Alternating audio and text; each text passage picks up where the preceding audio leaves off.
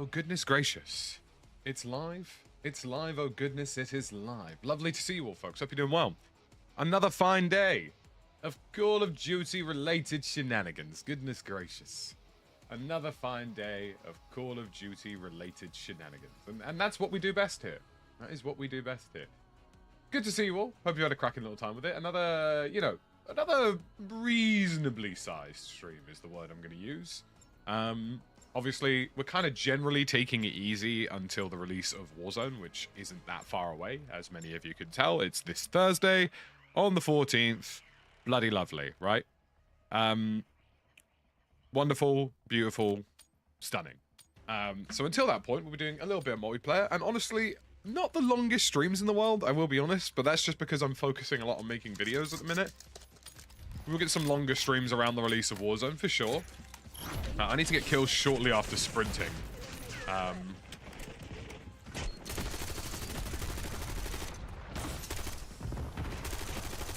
So that's going to be fun.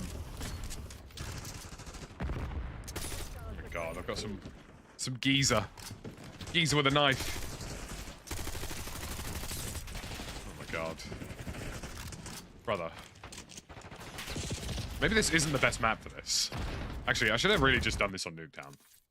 Let me go straight into Nuketown, because yeah, I need, what is it? Let's have a look. I need 30 kills shortly after sprinting and get 2 kills without reloading. So that's pretty straightforward, I ain't gonna lie. Good morning, everybody. Lovely to see ya. Collie Pop, Mad Jock, good to see ya.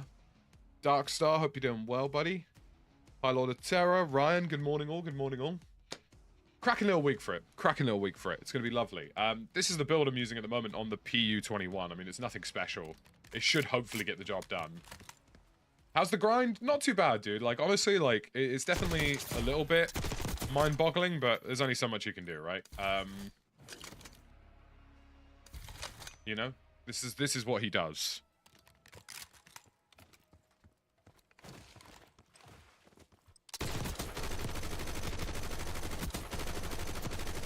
Just need some double kills, and we need some double kills, and then we need kills after sprinting. So, you know, fairly attainable things to do. Nothing too wild.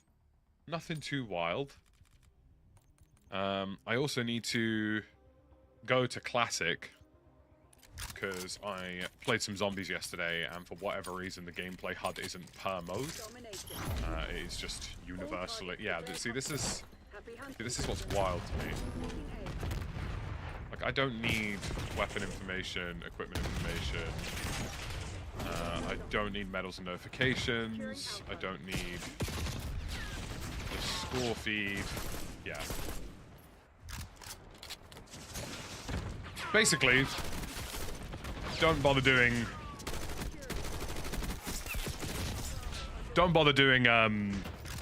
zombie stuff in between multiplayer stuff, because you constantly have to change your HUD.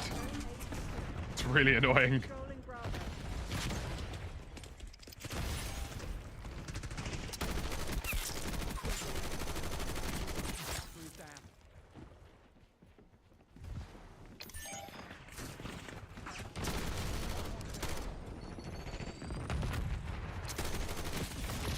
There we go, not bad.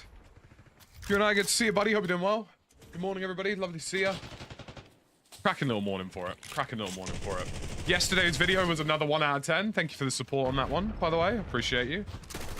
Mr. YouTube Overlord seemed to really be enjoying me right now. Although, to be fair, I'm enjoying YouTube, so it is what it is. Today's video should also be a banger, which I'm very much looking forward to.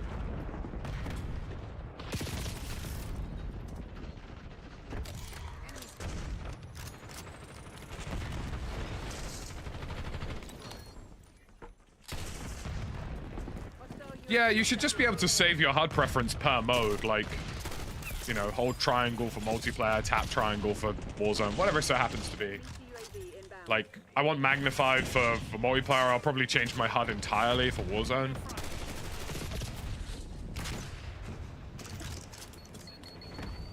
Didn't see a video yesterday. Try and enable notifications on the channel, but it is there. There is a video for you to watch. How's the personalized hearing going? Have you noticed anything? It's kind of difficult to say. I'm willing to wait until Warzone to really give it a proper judgment, because I feel like audio is obviously much more important in Warzone. There's a lot of sound cues in multiplayer just generally, like it's a very loud mode, whereas like in Warzone it is literally just going to be like, you know, a few more individual sound cues that are probably going to be a little bit better. So it's definitely noticeable. Like I notice different audio cues differently when using the cell.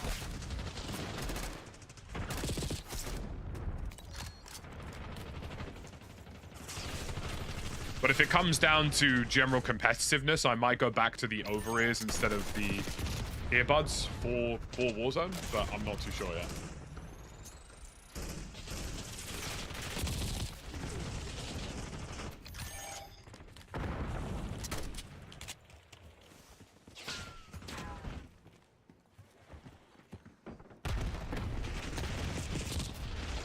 God, we're up against a semi-annoying team at the minute.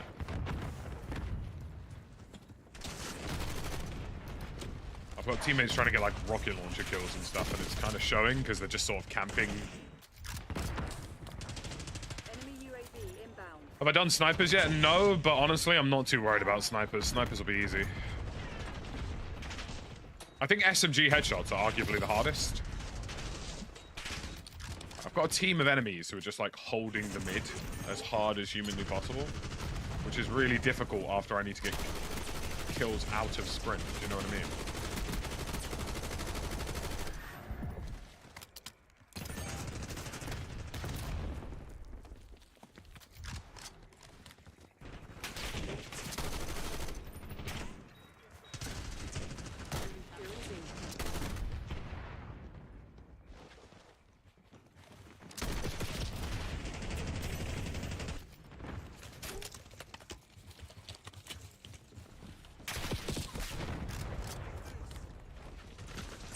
Hardcore for SMG headshots, yes, but that doesn't change the fact that it's still difficult in hardcore. Because they get hit markers and every other gun basically doesn't. You know what I mean? God, this is a terrible bloody map to try and do this on, just because of the way some of the guys on the other team are playing this. That and my own teammates literally just don't want to push out anything.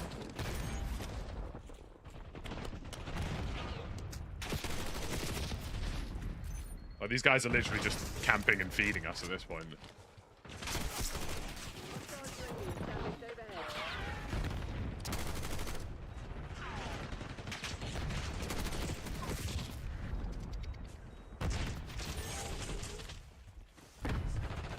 A lot of the one thing I probably didn't really touch on a huge amount in the video yesterday, which I probably should have touched on a little bit more, is a lot of the guns in this game have like baked in horizontal recoil. And it's kind of recoil that you can't really compensate for.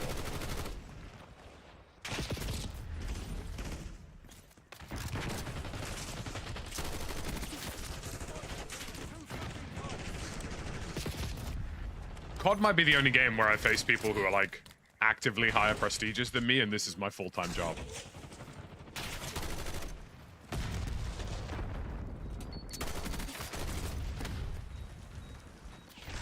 We'll enjoy watching you struggle. Nice.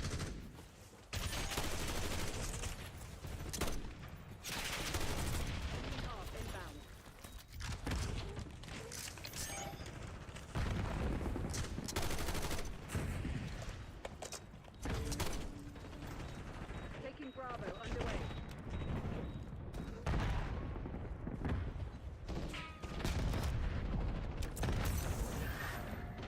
Thank you for the likes, guys. Keep spamming them in. Enemy UAV. A spammed like is a happy like. You've heard it here first.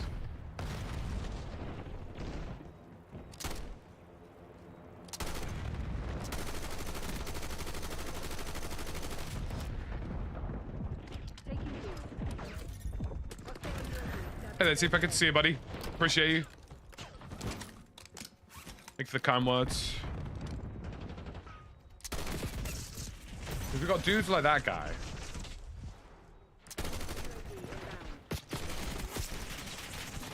like, their entire team is basically just holding angles. Which makes it quite difficult to get these camos done.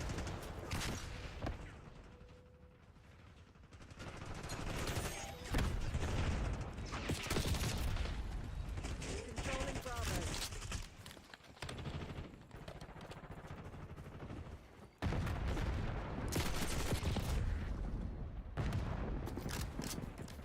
Securing B. Sending Semtex.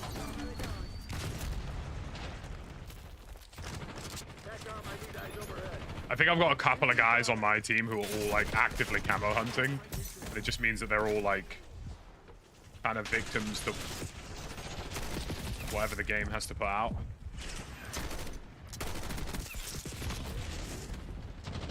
Best setup for no recoil? Precision foregrip, I find, and also the compensator, a really big user. They're sort of the main ones. The main two things that will make the most difference for you. Losing B. Well, stakeout would be, but I need to sprint for a little bit before I get the kill, right? So like, if anything, stakeout might accidentally be more problematic than good. Because like, you can't really sprint when you're dying in 0.5 of a second. My team are kind of pushing into the middle of the map a bit more, so we should see a bit of progress. Favorite weapon? So far, I would probably say either the KSV or the AK. I really love, like, AK variant weapons. Obviously, the KSV is ultimately like an AK-74U, isn't it? I love AKs in COD, man. Like, I think they're my favorite metas normally. Hey, thank you for the likes, Eustace. I appreciate you. Get a couple likes in, boys. Get a couple likes in. Easy peasy.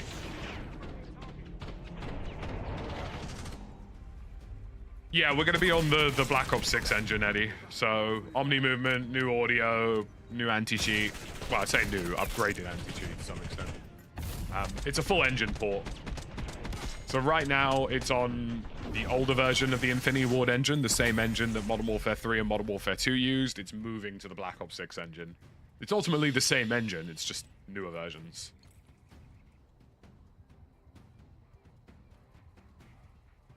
I mean, you know, as many likes as we can humanly manage would be lovely. A beautiful thing, some would say.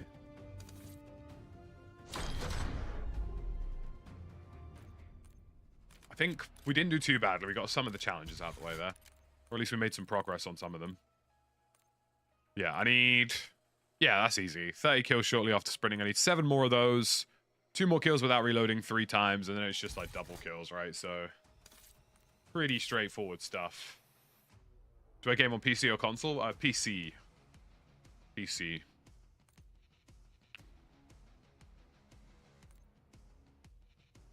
I mean, it's not massively different, Eddie, the new engine from the old engine, but, you know, Black Ops 6 does feel smoother.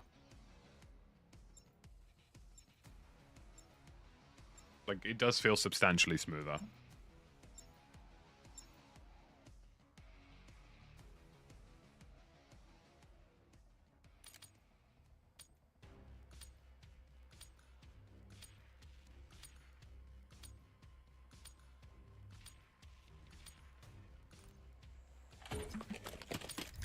Like, I don't think I would, like I don't think I would play this game without, like, Omni movement. Like, I genuinely think Omni movement as a thing is, like, so genuinely good for the franchise that, like, I think every COD should have Omni movement. Like, Omni movement has very genuinely improved how Call of Duty feels. Hostile counter UAV established above. Hostiles have the hard point locked down.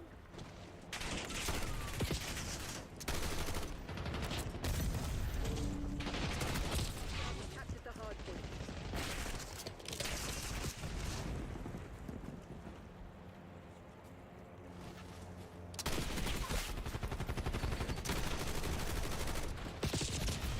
Gosh, using light machine guns on a map that's so close quarters is just Such a general pain in the ass. Takes like 4 business days for my guy to aim down sight. Hardpoint active. Hostiles have the hard point.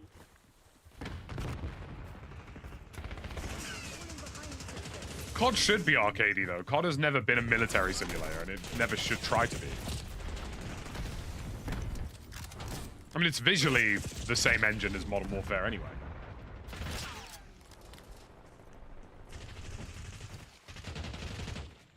I think Infinity Ward would face a lot of backlash for not having this movement system, and I think they would probably be bullied by Call of Duty to do it. I think the higher-ups at COD probably would tell them that they don't get a say in it.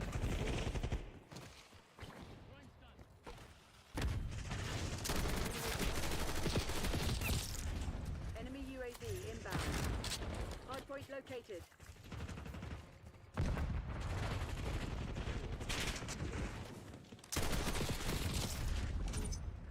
Hardpoint is active. Are they unlockables? Nah, they're just like skins.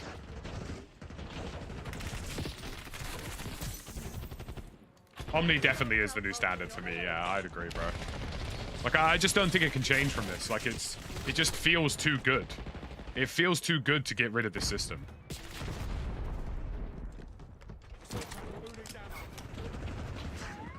Enemy. Hostile UAV.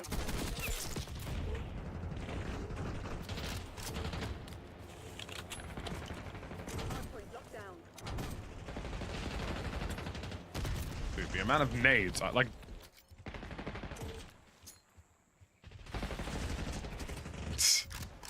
You can't riot. You just can't riot, can you?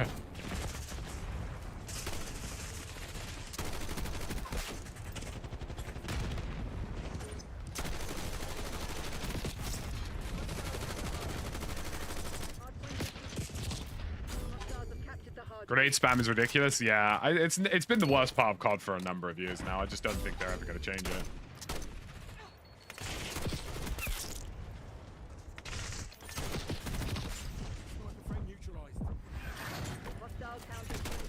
I think COD's general audience doesn't really complain about grenade spam too much, and because of that, they don't really feel the need to change it.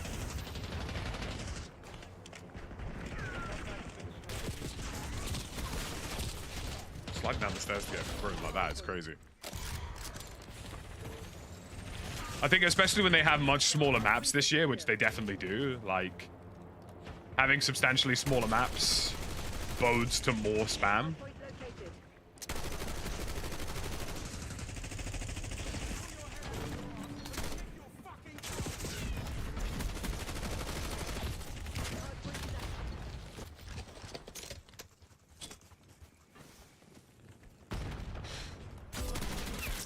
Yeah, I'm looking forward to the new Warzone, dude. Honestly, just having these Black Ops 6 systems... I mean, LMGs in this game are truly woeful, by the way. Don't ever use them. Just having Black Ops 6 systems in Warzone, like Omni Movement, is going to be great.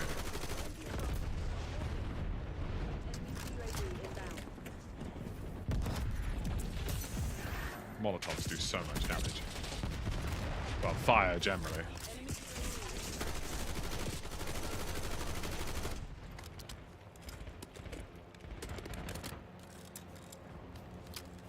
Can't say like I'm a big fan of the LMGs. I think I might, if I still have challenges left on this after this, I'll probably do it in hardcore Nuketown just because they are pretty terrible. There's not really much avoiding it. They are pretty awful weapons. Stay on task.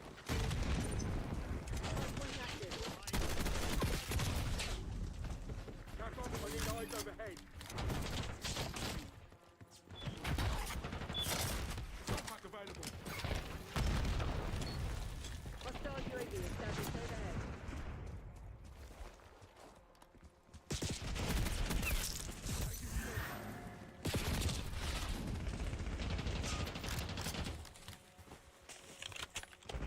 Requesting recon above.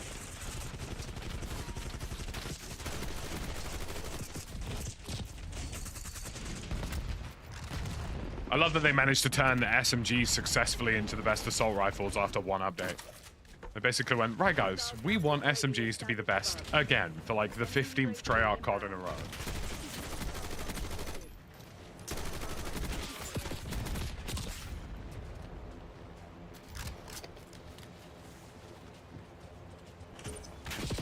I mean, COD are a Dayton-driven studio, Aethers.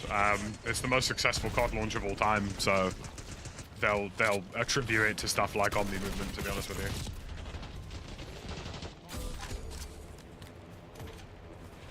Nah, this is just the LMG, dude. It sucks. LMGs in this game are not fun.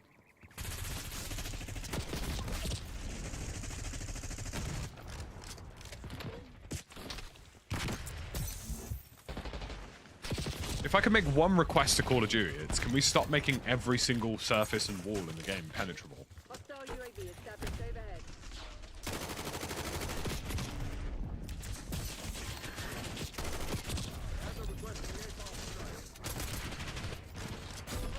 Can I do a 2-box lobby to show how many kills I'd get? Listen, if I did one of those, you people wouldn't like me. I promise.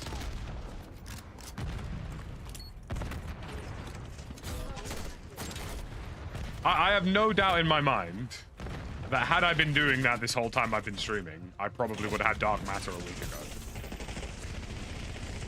Because it is genuinely just that easy.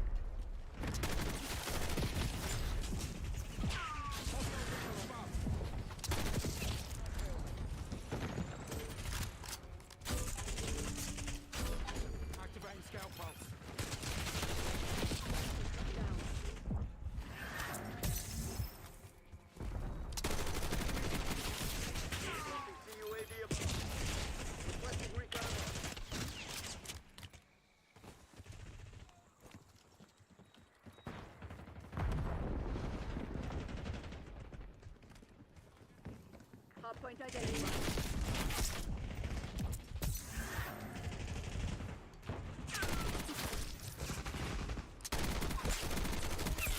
UAV mission. Hardpoint is active. That's what people are doing as a service for Dark Matter. Does not shock me at all.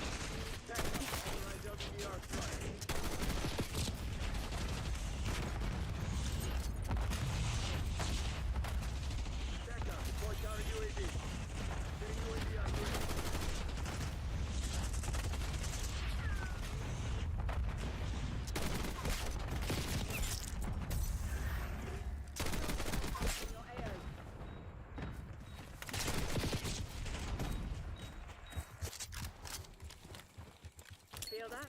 They're about to break. Give them enough.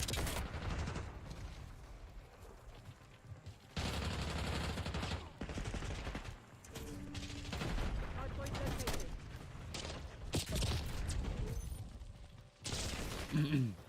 Can someone explain to me why the Tanto is the best assault rifle in the video game?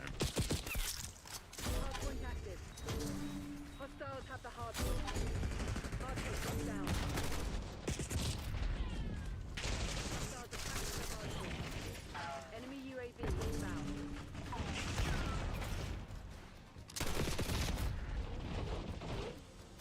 Hardpoint is secure. Hostiles have the hardpoint. Enemy napalm strike incoming. Enemy UAV. Hostile UAV established overhead. Hardpoint is secure. Hostiles have captured the hardpoint. Take out that UAV. Hostile UAV destroyed. Hardpoint Take out identified. that CUAV. COD genuinely has some really cool animations for stuff like this and visuals. Hostiles have the hardpoint. Like, I don't think people appreciate how visually cool that looks. I mean, come on. Artillery requesting CUAV. Oh, you bastard. Hardpoint is secure. TACOM. Requesting recon overhead. All friendly. Scour the area. Find whatever they're hiding. TACOM. Mission area's ours. Whew. Clean up crew.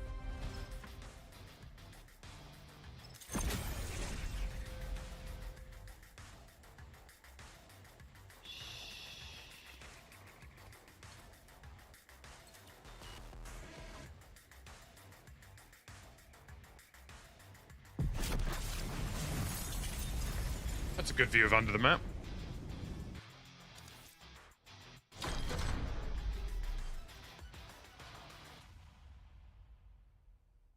Right.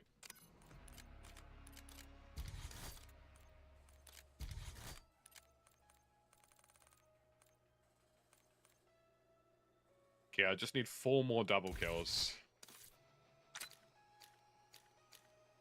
XMG's done, PU's done. GPMG is going to be a little bit interesting, I guess.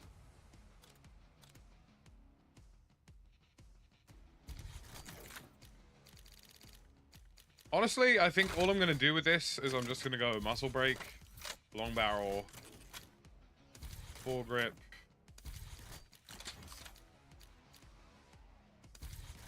And then I think I'm just going to play hardcore and just lay down and watch long.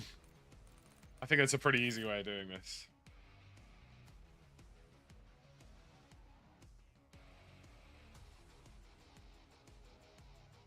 Point blank kills on the GP will make me cry. I mean, most things make me cry, so the only way is up, I guess.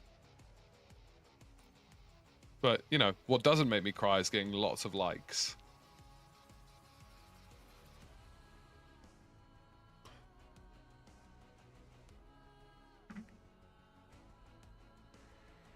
Oh, man.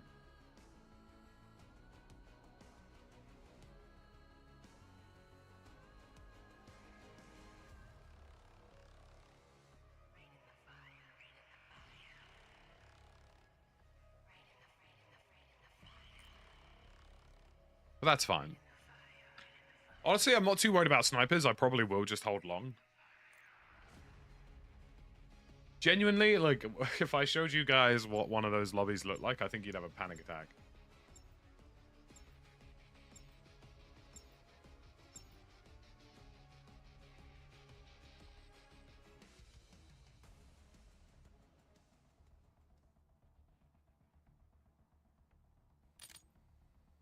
Hold a bunch of angles, get double kills, bon appetit. Nah, I don't see the point in prestiging, personally. That is lovely. A lovely cancelled meeting.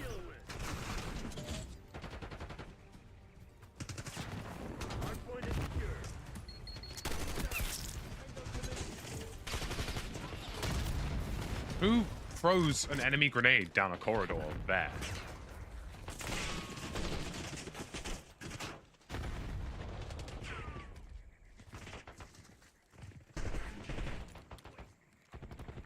Get a UAV in the air.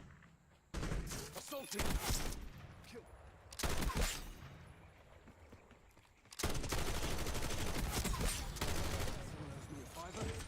Oh dear. TACOM, launch counter UAV. That's what got me banned. Deploy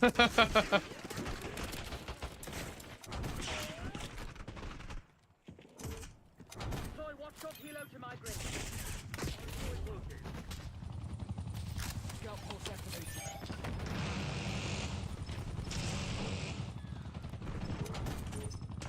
Hardpoint active.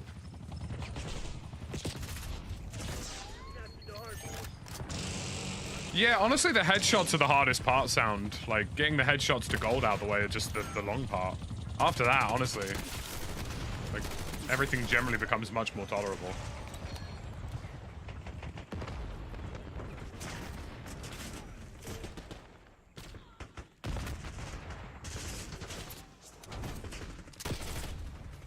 I looked away for 0.5 of a second and got punished for it.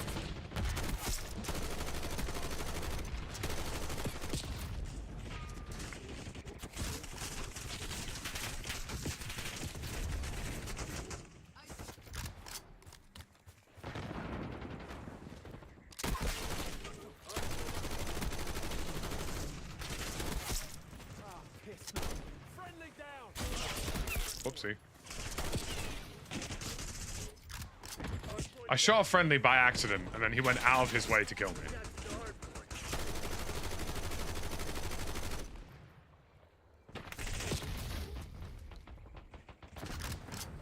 Hostile UAV established overhead. UAV identified.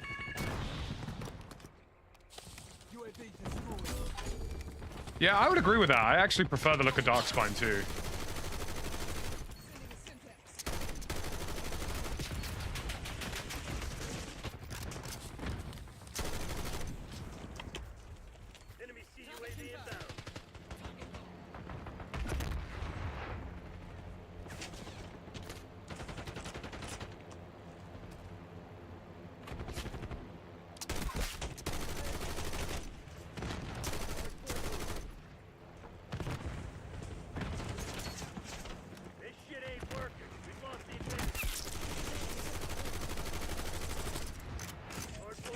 God, LMGs suck. Hostiles have the hard point.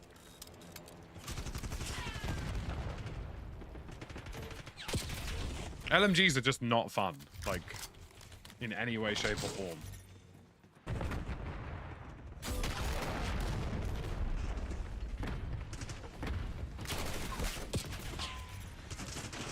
I also don't like how much the spawns flip on hardpoint, I ain't gonna lie. I actually find them to be super jarring.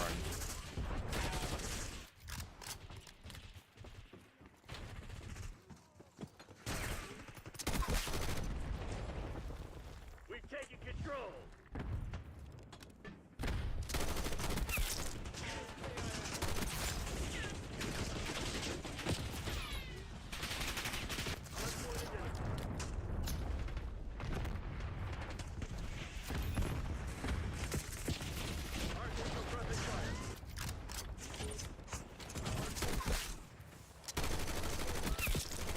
Friendly casualty.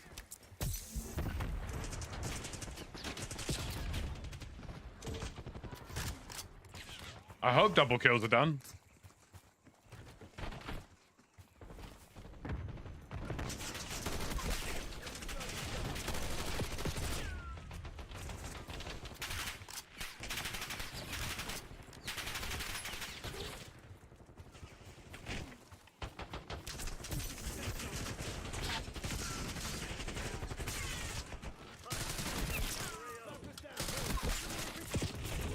West Point requesting CUAV. People have just realized now that they can just shoot through walls, and that's basically going to make hardcore a GG. Hard point located. Right. I think we've done this one, so I am just going to pull off, because I don't really want to use that for any longer than I have to. Cool, job done. PU out the way. Stunning. Lovely. I'll get round to the GPMG at some point. Honestly, I think Marksman rifles are going to be really easy. I'm not really worried about them. All snipers, like these both just sound easy. We'll go...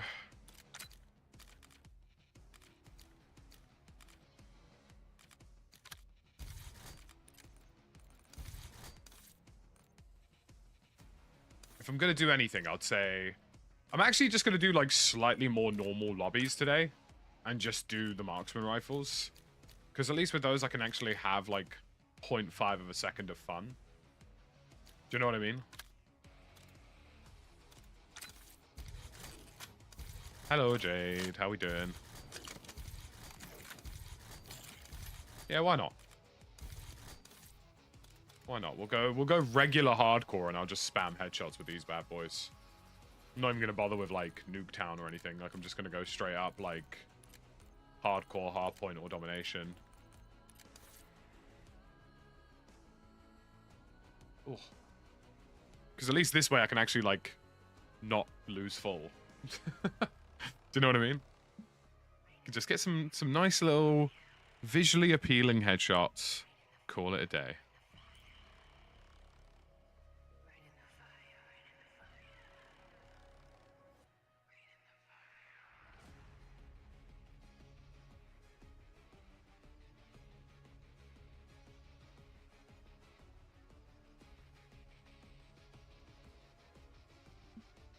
I do have paddles, correct. My leg! My leg! That was excellent timing, Westy. Oh, great. You loading up? Yeah, just getting into the game. Sort myself out. Lovely. What are we doing, by the way? Well, it's up to you. I mean, at the moment, I've generally been, like, going through my headshots. Yeah. Because obviously camos and whatnot, so I have mostly just been playing hardcore. Okay. I could do hardcore sniping. If you want to, yeah. I mean, at the end of the... I was thinking about doing normal maps instead of, like, all the sweaty ones, just because I just think it's probably easier in terms of getting headshots. Yeah, it's probably easier. Oh,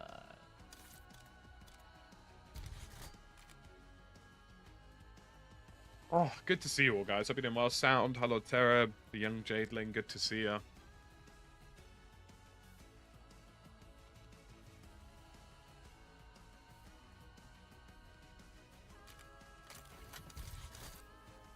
Where are you? You are. Good to see you, new there. adventures. Hope you're doing well. Welcome, Misty, to Jurassic World. Welcome to Painville. Yeah. Yeah, you're right. Painville. I mean, the thing is, I've got to get both of these snipers ranked up in the next couple of days, because if they're not ranked up, I mean, I'm not using MW3 snipers come Thursday.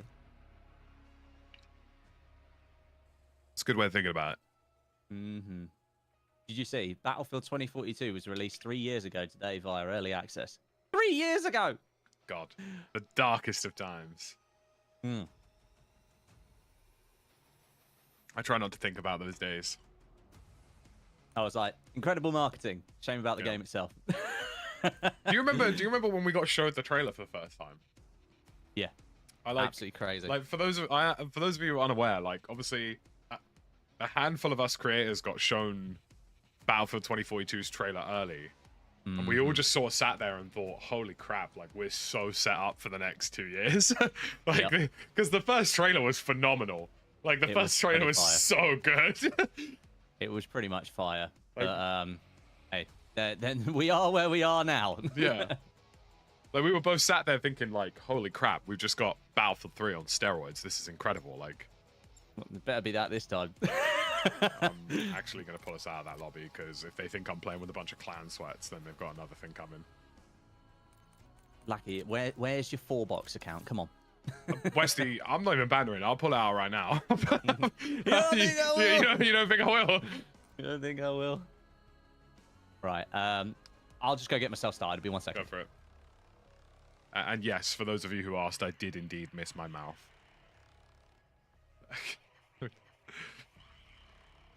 But now, like, yeah, it was crazy, man. I just remember all of us, like, sitting there thinking, wow, like, 2042 is going to bang. Like, it's going to be amazing, bro. And then we were just sat there like, holy shit. That was awful. You can imagine for all of us, like, we're all sat there, like, overjoyed at the prospect of having a really good Battlefield game for loads of years to come ahead. And we're just, like, we're all burnt out from playing Warzone because it's arse.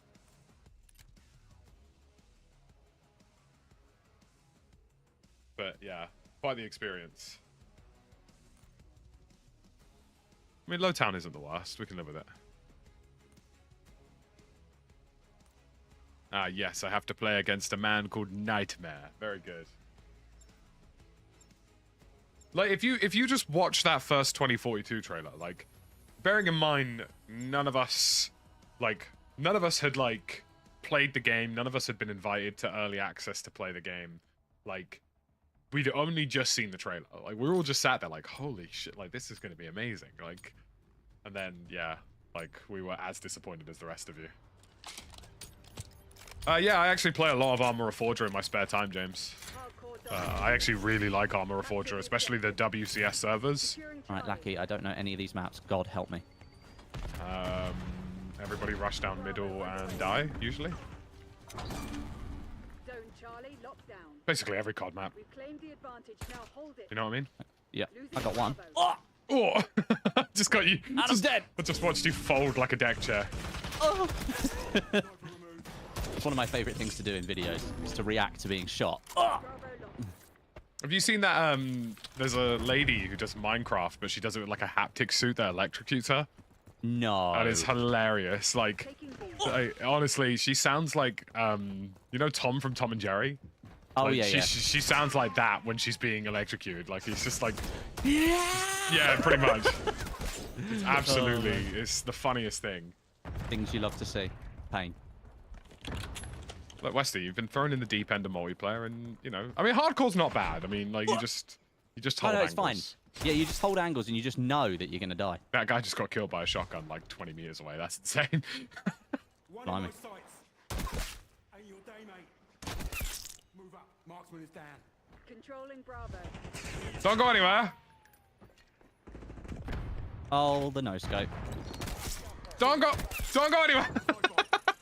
Do not go anywhere. Guys, What's happening? they just keep lining up for me. They're trying to pre-fire me. Are you using Marksman rifle? Yeah, I'm using the DM10. It's kind of nasty. I'm not gonna lie. I mean, it's a one-shot kill, so. Oh, there's a guy on the left. He's dead. Yeah. Well done, Lucky. You've literally held the entire team. Thanks. Get a UAV on grid. Activating scout pulse. I really enjoyed the fact that they pushed the exact same angle 4 times, even though they kept dying. That really did a lot for me. Single shot. That's great. Losing.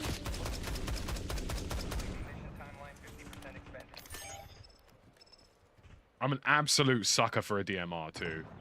Anything that vaguely remembers. Oh, hello.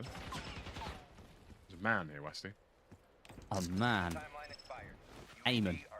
The Aiming DM10 homes. is like vaguely based on the M10 SAS, and honestly, that is my favorite weapon in any video game. Full stop. Yeah. Oh, through the smoke.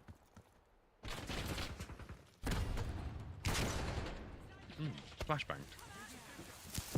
I literally don't know the angle, so That grenade just steadily rolled towards me. nice. Yeah, it was quite Oh, a no. riveting experience. I've been done. I've been killed. I actually quite like that angle. Multiplayer this year, like, it's not that bad, you know? Releasing Charlie. Like, It's not that bad. Well, like, look, I'm not a multiplayer gamer anymore. I know that for a fact. Like, I'm a, you know, Battle Royale has changed the chemical composition of my brain, right? Yeah. But They're taking it's held my attention more than most have, historically. Okay. That's the way I would say it. Oh. Bound. Might have just killed my own teammate. That's all right. As long as, once you do 3 of those, they will reflect back on you. Yeah, and he just came back and knifed me. Yeah, nice. It's just letting you know, don't do that again, boss man. I shank me. I shank you. The eye shank. The eye shank. We let Steve Jobs out in Clapham. Turtleneck shank. Net call. Napalm strike. Inbound. Enemy napalm strike. I feel like I'm not holding angles enough. Well, yeah, like hardcore, like I don't even really omni movement. I'll be honest with you. I just walk around pre-aiming like a scum. Like, There's no point, is there? Inbound. it's just, it's not super necessary.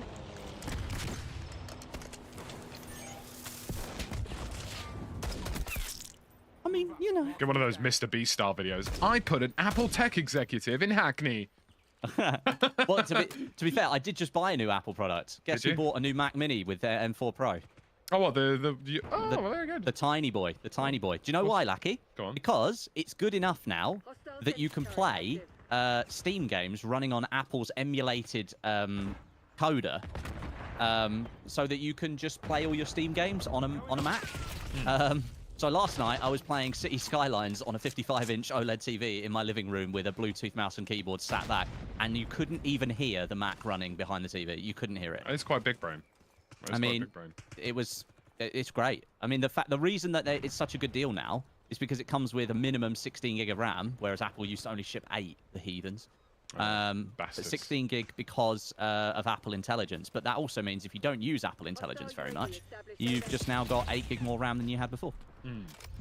So yeah, I went for it. Yeah, I mean, I'm not much to game in front of my sofa.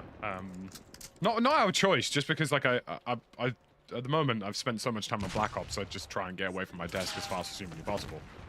Honestly, these people just pre-aiming corners is utterly mental with SMGs, by the way. Oh, yeah, It's yeah. absolutely crazy. Well, I feel sorry for the guys doing SMGs in hardcore because a lot of them are probably trying to get headshots, and you get hit markers with an SMG. But yeah, like I don't really game a huge amount, but when I did, I was using pass-through from my gaming PC to my Nvidia Shield Pro. Oh yeah. That was lovely because it's basically latencyless Falling on behind the internet. Crimson. Like, Yeah. I mean but I bought the Mac Mini because I was like, do you know what? I want this sitting on the. I want to be able to play some games, and like, the thing is like my laptop now has only got like a 2070 in it, so it's pretty old now. And I was Yeah. like, I was getting fed up of having to like bring it downstairs, move the TV, plug in. yeah. Oh, Having screw a that. dedicated thing for it's quite nice. Yeah, so an M4 Pro Mac Mini sounded like a good investment, so I went for It's a good chip as well. I mean, It's really good. It's if you really good. if you ever found yourself needing extra like hardware on the go for like an event or something, it's Honestly, yeah, transportable. I could stick it in my backpack. That's genuinely how good it is. I like it when Apple does like useful shit. Do you know what I mean? Yeah, yeah. Because like their new chips, like, you know, they're actually They're really making good. ground. Like they're doing intelligent things with them, which is why I find it so frustrating when they do annoying things. Because I'm like, surely you people realize that you actually have the power to do like really cool stuff in the tech space. Yeah. Come on. Losing B. Yeah, I've literally just been pre-aiming corners and stuff, and it's worked quite well. I've gotten a handful of headshots with the DM10 already. The lead is ours. Bravo lost. Securing B. They've taken the lead. Lol. Lol. He jumped around the corner, he just instantly died, like, perished as fast as he humanly could. He's Taken dead. the lead. Stay on task. I just love an M10 sass. How can you not? You know? Lackey loves a bit of sass. Absolutely. Listen, Westy. Yeah. Don't go anywhere. Don't go. Don't go anywhere. Don't know why I got exposed, but, you know. Losing Bravo. If anybody happens to know any Latino... No, I'm just... Oh no! Oh, no! Oh no! He risked his career. Oh, it's funny, isn't it? It's all satire, it's fine. So I'm trying to get into the space of, like, Jimmy Carr, where no one can actually cancel me. And the tax No evasion one's in my allowed. head. Someone in my chat saying, "Thought you didn't like MP." I don't. I don't. And yet Variety here is I the am. spice of life for Westy. There's only so many zombies he can kill.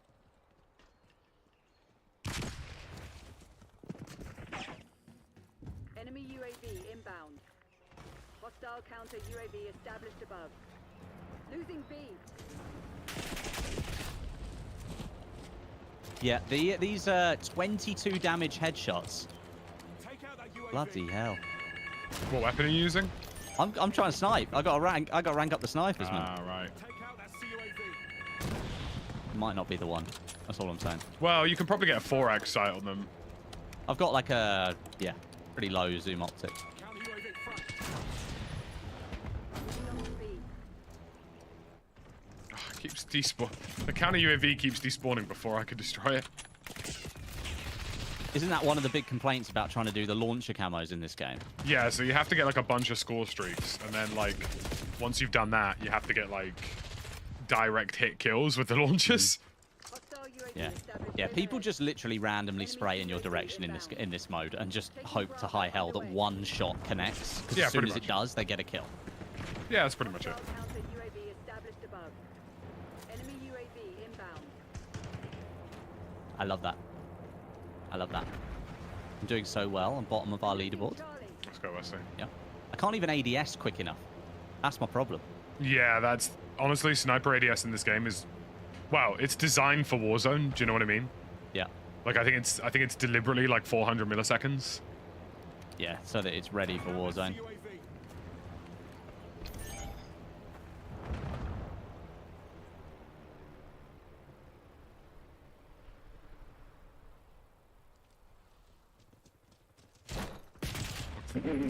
How do you miss a punch, you melt?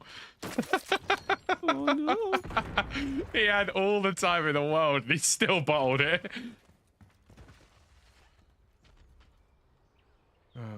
We've given up the lead. Some funny guys, man. Right, here we go. Oh god. Good god. Can't wait for season 1, says Turd Ferguson in my chat. Great name. Nice. He's a long time chatter. He's been having a real big Turd Ferguson. Enemy CUAV inbound. Shirtless Turk. Enemy UAV inbound. Oh, I got a Semtex kill. I forget there's this little underwatery bit here.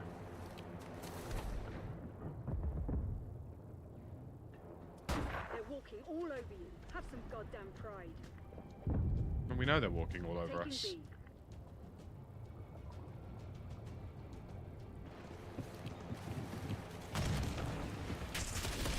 Controlling Bravo. The fact that that was a headshot is absolutely hilarious.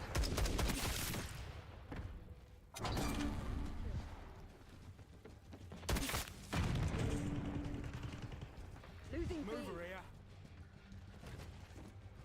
here. We lost.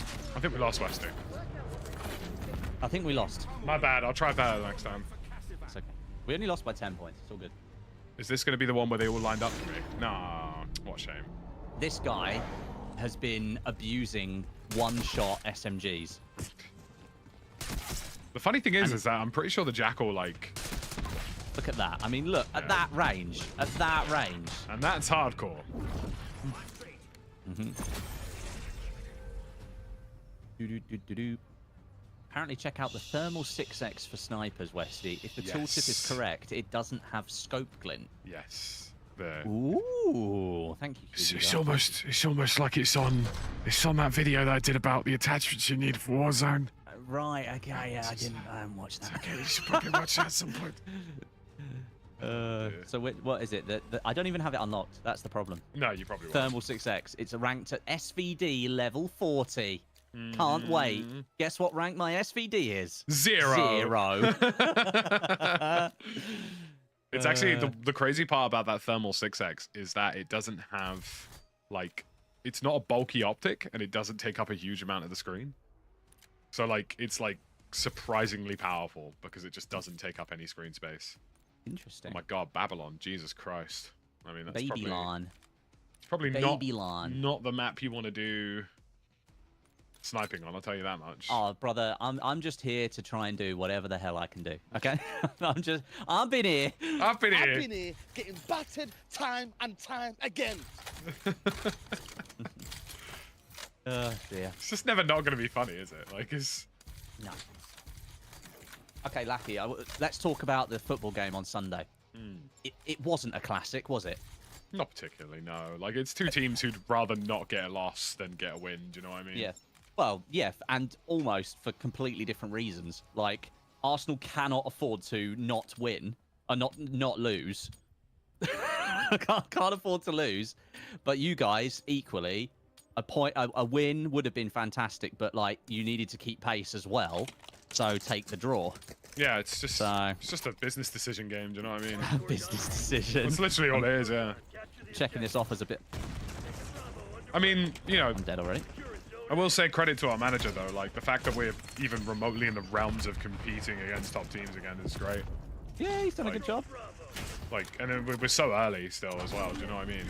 Yeah, like, I don't think City will be anywhere near it this year. I don't think they'll be anywhere near it. I've got a feeling they've had a very interesting fall-off. Yeah. It's coincided massively with an investigation into their absolutely illicit activity. I wonder what you could be referring to, Westy. Well, what I'm referring to right now is an absolute collapse of my own ability. Like, I've just got how like are you 5 managing headshots, to get? so that was Yeah, I was going to say, how are you managing to get kills here, brother? I just pre-ADS everything. Well, that's what I'm trying. The thing is, with a sniper, it's a bit harder to do that. Yeah, sniping on this map sounds like hell, I will be honest with you. I probably wouldn't do it myself.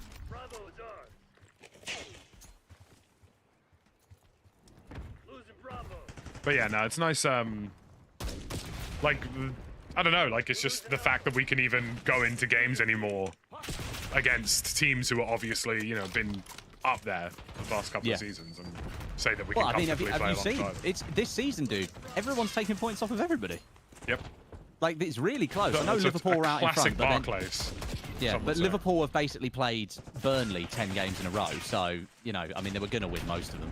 Yeah. What's going to be really interesting is that City have got, like, 5 games in a row. Like, they've got Villa, they've got they've got Man United, Liverpool, all these games. They could seriously, like, drop points. They could only, I reckon, out of those next 4 games, I say they get 5 points, maybe? I think at the moment. Bro, whichever heretics throw grenades in hardcore, I hope you have an awful time. Forest going for a title charge. Yeah, absolutely. I've seen it. They're going to get knocked back by the mighty Arsenal in a short period of time.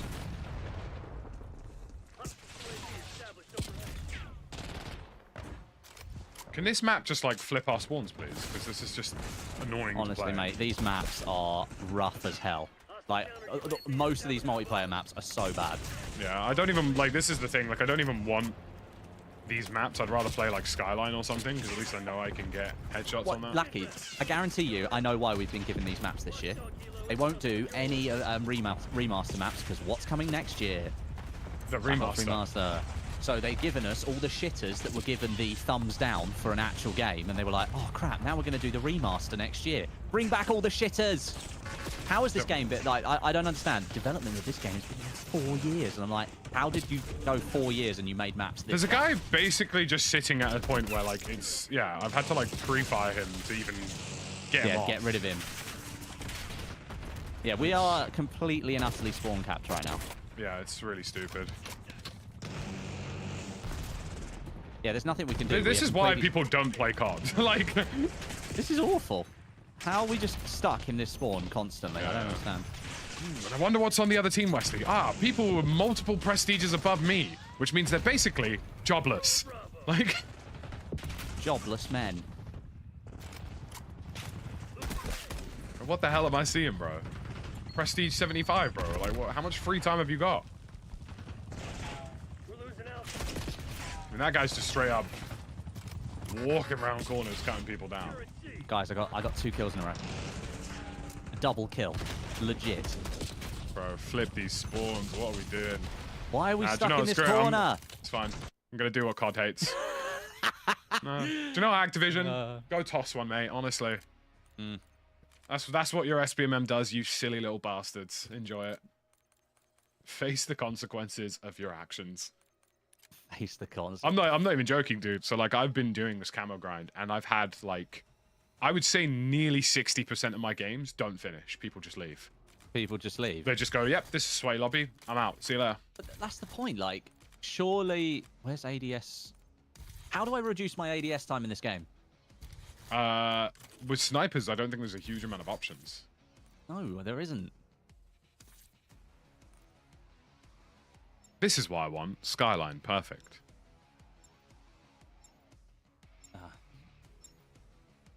If you're stuck at A with that map, you're done, basically, yeah. Yeah, pretty much, yeah. I genuinely... Oh, dev errored.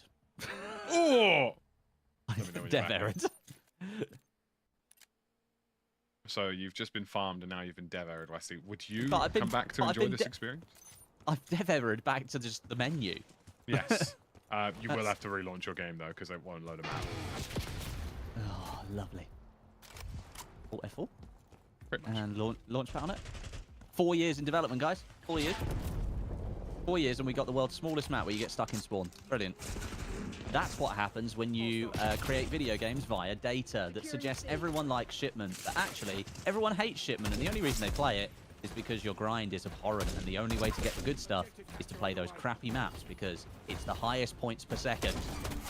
I can't believe it. Pretty good assessment of it.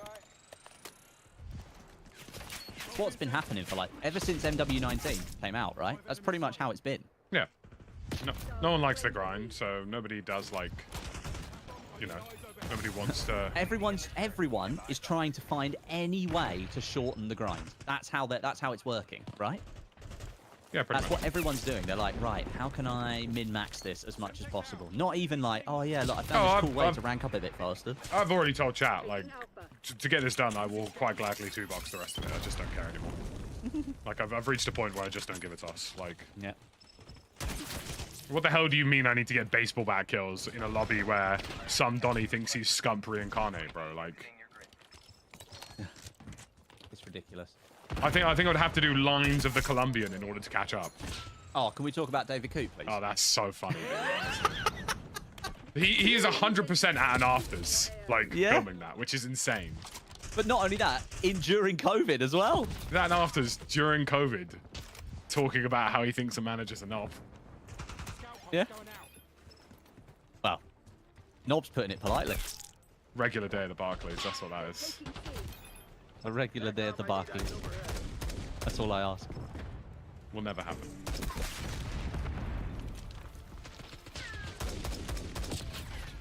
I love COD. I love it. Hold an angle for ages, wait for the guy to peek. As soon as they peek, someone picks another angle and kills me. Jeej. And then I'm ADSing and I can't see the body. Okay, another headshot, thank you very much. Level 51, prestige 3. Wow. Wow. Another headshot, cheers son. I love how you bring up David Coot after mentioning Nosebeard. Nice. Honestly, mate, that video... Bro, his face doesn't like his jaw must have been absolutely swinging, mate. Like, I just can't believe it. I mean, I'm not shocked. Let's be honest. No, I mean, like, I think, like, I'm going to put this really sensibly, right? Every referee is going to have an unconscious bias. Unconscious, right? They're going to be somewhat biased because of previous decisions, like behavior. Players. Yeah, or even childhood allegiances to Premier League teams, because they are human beings and support football clubs. Fine. Just don't let those referees referee their childhood club. Or any team that could be affected by them. Or any team that could be affected by that. And then, also, when they out themselves in a video during COVID, make sure they get fired to within an inch of their life. I can't believe it. Honestly, I was... The more I watched it, Lackey, that conversation we were having, the more I was leaning towards your side of it. I was like, maybe this is AI. Maybe this is just too ridiculous. I mean, how stupid do you have to be? But then we realised he was just an idiot. And Yeah, it's like... just an idiot. Never underestimate the power of a human. Yeah, honestly. I mean, that might be the phrase of the month, considering... Oh, Yeah. dear. Couldn't have come at a worse time for the referees, though, because they're just constantly getting roasted for being dog shit, rightfully so, Yeah. as they have been. They have been. I mean, you only need to look at bloody what's-his-face. 5'4" Lissandro getting away God. with 75 red cards. I mean, what's that other geezer? Anthony Gordon, Newcastle. I think he should have had at least 4 red cards this year that he just hasn't got. I mean, even if you want to do it in that Arsenal Chelsea game, right? There were multiple opportunities the referee could have sent players off, but he used common sense and chose not to. But the problem is that referee didn't use common sense for multiple other decisions this season and did send people off. Yeah. That's what gets me. It's you know what? If you wanna harshly referee and you want to yellow card everything, do it and you consistently. yeah, do it for every team. Not just 1 or 2 teams that... I mean, I'm an Arsenal fan, and I think we've been harshly done by. I feel bad for the Wolves fans. Jesus Christ. Gary O'Neill was 100% right. Like, there are biases in there, and it's now been proven. The problem is the British press won't talk about it. Well, Or they at least don't want not the TV press, at least. They don't want to talk about it. They don't What? want to talk about it. Well, I mean, The, if they talk about it, you know, maybe they get a soured relationship with the Premier League, and maybe they go, well, actually, we're going to give our rights to TNT because they're really nice about our referees. Yeah. Don't cause any There is problems with the game. Do you know what I mean? Yeah, there is that. It's why YouTube football content is taking off more than conventional TV at this point, because they're actually willing to talk about stuff that, respectfully, I can't believe I'm allowed to say this as a YouTuber, the corporate shills won't. Well, this is the thing. I don't know about you. I watch Goldbridge. Goldbridge's stuff. He's a bit extreme. He's a little bit, you know. Yeah, he's. I don't mind. I'd call him. He's tabloid. He's Yeah. tabloid, but that's fine. And the thing is I don't watch his United stuff. I watch his That's Football channel. It's Yeah. quite good from a fan's perspective. He doesn't massively over sensationalize, but obviously he goes in a little bit on the powers that be. But I think Goldbridge is not. He's not too bad. He's all right. I need to.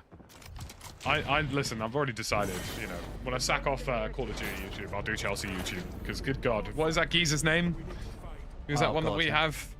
I don't know. Like, But yeah. proper bell end. Like, The thing is, Lucky, is it's great content because all you got to do is sit in front of a camera. You don't Talk. even need to reference, like, you don't even need pictures or anything because you're just focusing on what's happened that weekend or that midweek, you know? Go for it. I love how this all kicked off about David Coop, but he is speaking actual facts. Oh. Yeah, but the thing is with that is that he might say that he doesn't like Jurgen Klopp, this, that, and the other, and whatever he said. He's entitled to his opinion, but as a referee, yeah, I just don't don't think say you it should- publicly. yeah. Like, that's Well, all it is. you know, you can say it, but maybe don't have someone recording. Yeah, I mean, I don't think it's like, you know, it's not a shock at all. No. Like, you know, every referee probably thinks some manager's a bit of a knob. Like, I mean, Christ, I mean, I'm coaching university students at the moment, and the first thing I said to them is like, look, if you act like a bellend, that referee's going to tell another referee, and maybe there will be an implicit bias about how they officiate because Agreed. you've been a knob. Like, it's Yeah, don't do it. don't do that. Lucky, what laser is it that stops the wiggle on the sniper? Is it the steady aim? It's the target laser. Target laser. Okay, cool. I'm I gonna don't put- see why he should get sacked. I just find it funny, to be honest. well, of course he should get sacked. He's implied he's biased against a football team that he's refereed. Yeah. Like, you can't do that. You can't say that and not get fired. Like, if he just said, if the entire video was just, I think that guy's a bit of a twit, that would have been it. You know, Yeah. like nobody would have cared. Like, every referee has that opinion. That's fine. But yeah. How was he ended? No one's asking the question how he ended up on a after party sofa in the first place. I mean, referees are just people, aren't they? Yeah, they're just they're not just like they're not hated by everybody in the world. I mean, I remember when I went out for a drink once and I ran into Robbie Savage. I thought, like, God, what, like, could have been the worst, like, pundit imaginable. Yeah. Well, the only one worse than that is what's his name? Jermaine Penis. No, Chris Sutton. Oh my God. Yeah, The epitome of depression. He is literally the most depressing human in the world. There's such a good clip from an Arsenal podcast, and I don't know if you'd have heard it before, but like the guy who's on the podcast is also, he does like acting and like theatre work, Right. and he's also a massive Arsenal fan, and he just goes off on this monologue about Chris Sutton. It's absolutely fucking hilarious. It's so funny. Oh dear. Gabby Agbonglahor is levels below Robbie Savage. Yeah, no, that's valid. That's very valid. I mean, Jermaine Genius was definitely the worst, and thankfully we've seen the back of him. Like, Yeah, if any other there you go. footballers want to have some scandals, especially when they can't commentate for the life of them, that would be great. Yeah. Oh yeah, I met Cooney. Chris said that I met Howard Webb when he was still officiating at an FA dinner event. Man knows what goes on tour stays on tour.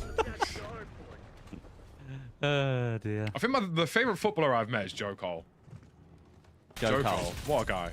He just loves football, honestly.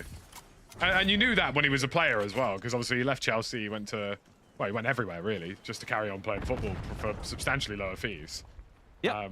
But no, I remember I ran into him at a bar pre-match Chelsea, and that's literally all he was talking about was the game. Like, he just loved it. Good for him. He's just a good lad. Good for him. I know he's a bit stumbly with good. his words sometimes, but he clearly But, just like, enjoys the sport. Do you know what I mean?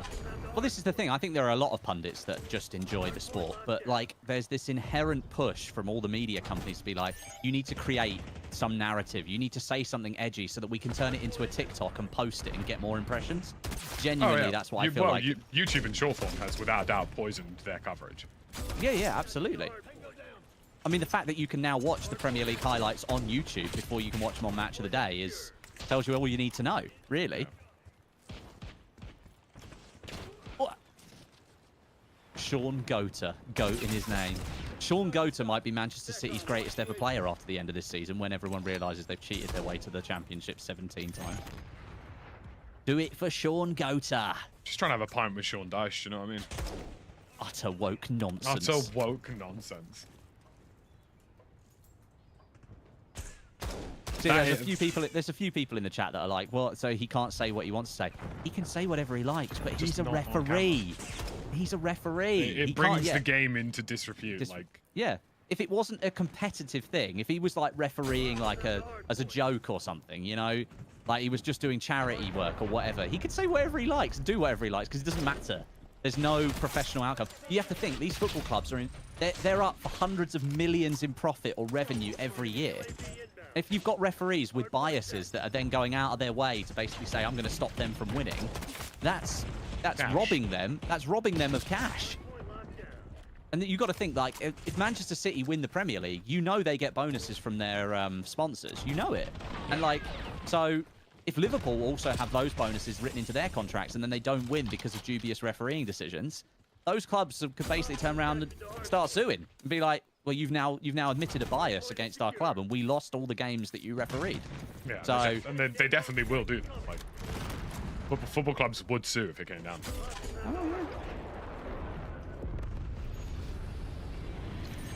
I mean, the question is, and this is the million-dollar question, will City wake up this year and carry on with their usual cyborg winning the league, or will they crumble?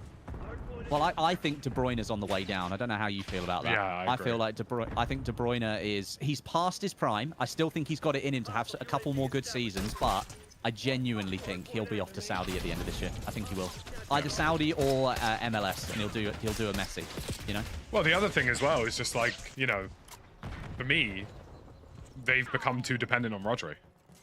Yes, way too dependent on. Like, way too dependent on what he does. Like, Yep. like, you know, don't get me wrong. just killed a teammate for absolutely no reason there. Granted, like, you know, most teams do have some heavy midfield dependency, but just to the point where they lose so heavily is mad. Like, Just got killed by Bundesliga. nice. But yeah. Bunda Sniffer, what a guy. But not only that, with Haaland, mate, they sold Alvarez and didn't replace him. Yeah. So, you know. I mean, the thing is like, it's a tricky one kind of everywhere because, like, I don't see Liverpool winning it because they don't have the depth. Yeah. Liverpool will pick up a couple of injuries and their season will probably fall apart. That tends to be how they go today. Yeah. I'm not Arsenal, sure Arsenal. I don't think Arsenal are going to yeah, do it. I genuinely don't know if we'll do it. It feels like a battle of the shitters kind of series. Do you know what I mean? Like, I think we could be looking at a Premier League 1 in the late 70s this season. Like, late 70 points. I think there's that many teams that can take points off each other. oh, gotcha. I mean, like, you've got let's face it, Forest, if Arsenal- Villa, Brighton, like... If Arsenal had played Chelsea first game of the season, I think we would have won comfortably. But you Yeah. guys have already improved so much in 10 games, it's unreal. Then you've got teams like Forest, Fulham, Villa, who are doing really well. I was gutted that our first game was against City because now that they've lost Rodri, it's like a whole different kettle of fish. You know what I mean? Yeah, exactly. I genuinely Well, could that's the see us thing. taking points off them. Yeah, I mean, you could now beat them. I think you could go to the Etihad, and if you get the first goal, it puts them under pressure. Pressure? What pressure? 150. 150 charges. Pressures for tyres.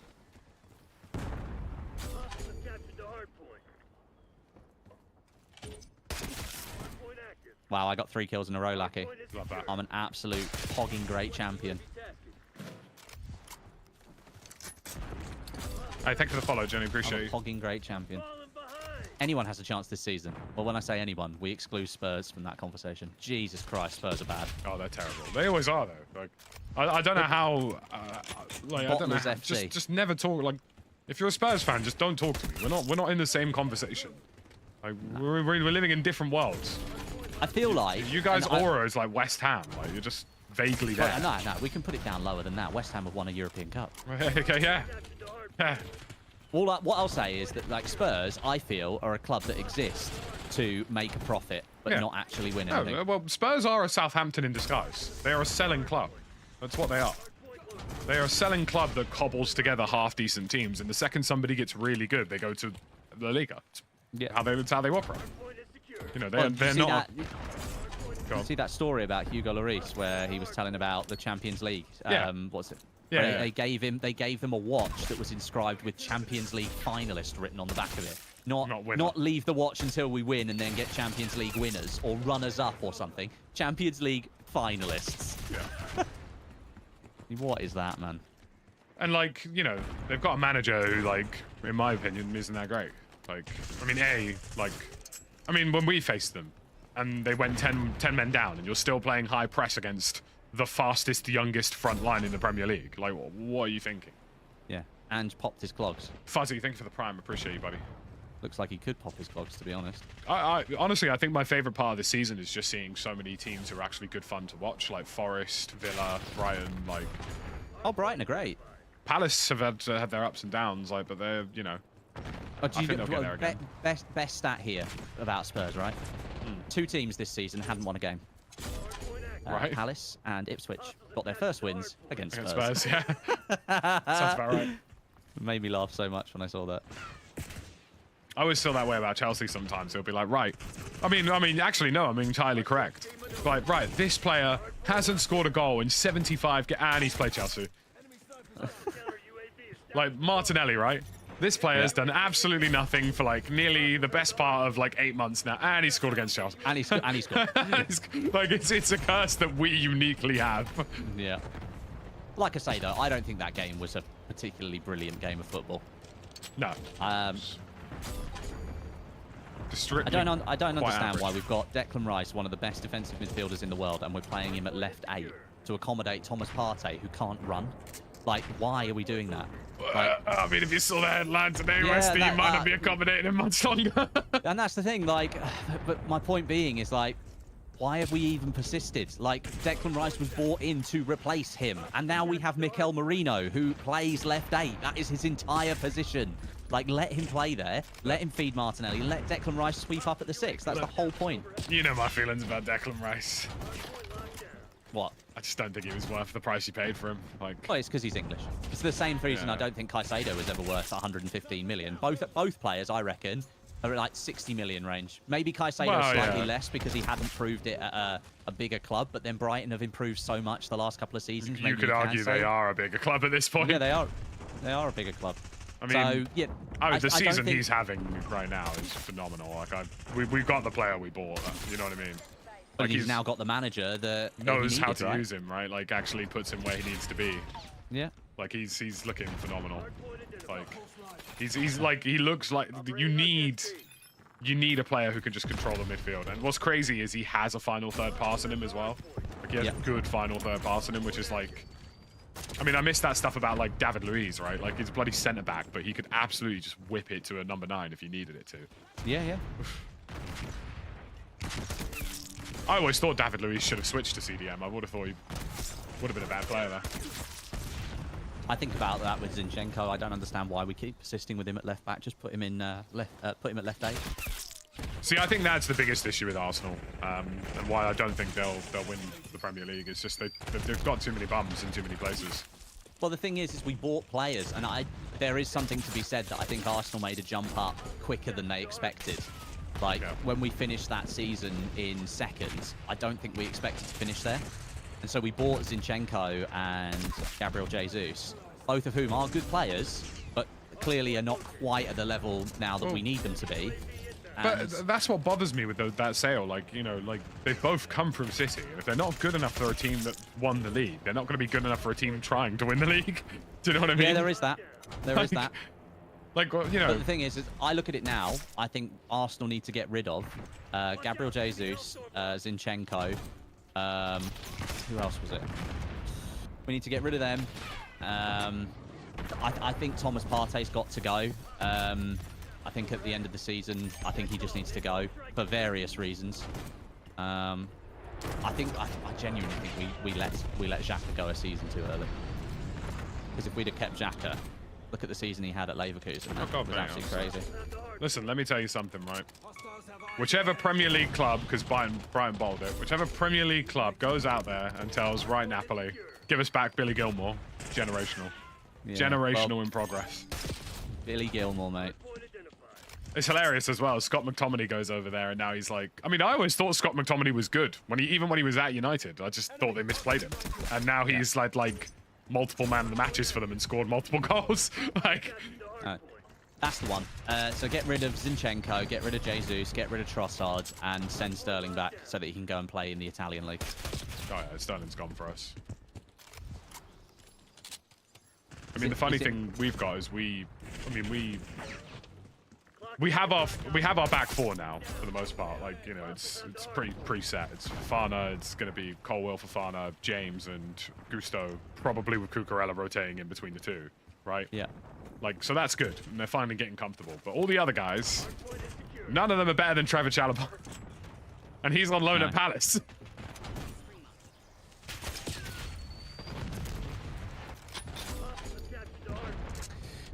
Well, I think we can comfortably say that Liverpool are now expected to win the league, but I don't know. I don't think they will. They won't do it. They won't do it. I don't think they'll do it. They will. The second one of their key players picks up an injury, their season's over. Because that's just how Liverpool is.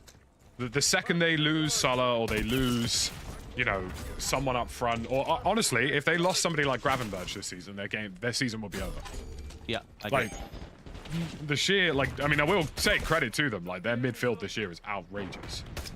Yeah, they've got some They're good just talent in there. they're just pure workhorses. They don't stop.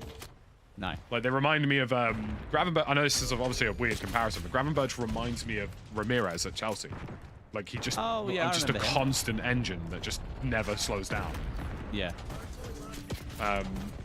But the second they pick up an injury like that, they're just not replaced. Like, they're simple No. as, like, there's no game for them. I mean, you could say that about most clubs, but Liverpool in particular just don't have depth in anywhere. So basically, when they come back from the international break, Arsenal now need to win every single game for the rest of the season to stand a chance. I don't think Man City are gonna challenge. I don't actually think they've got the squad depth, which is incredible to say.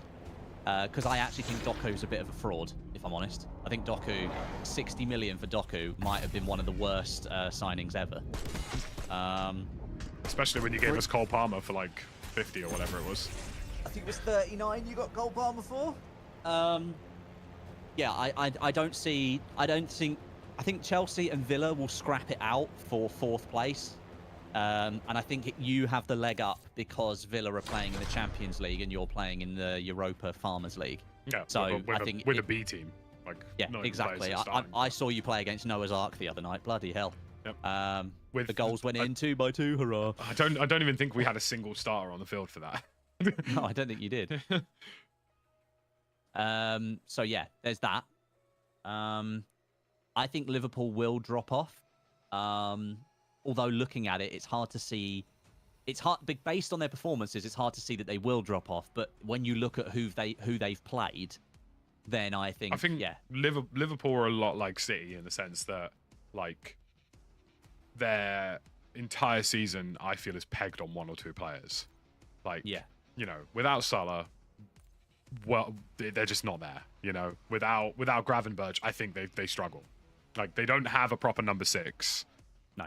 Gravenberch has kind of like done the job of both because he is genuinely that talented. And then it's like the second they get like, you know, it's just I just don't see it. Well, who have Arsenal got next? We've got Forest next, which actually would be a great one to have because if we win and go up to 22 points, puts us 1 below City, but then it keeps Forest where they are. Because I think naturally, I think Forest are on for a good season. I reckon Forest could definitely finish 6th, 7th, or 8th this season. I think they could be in for a shout for a European place.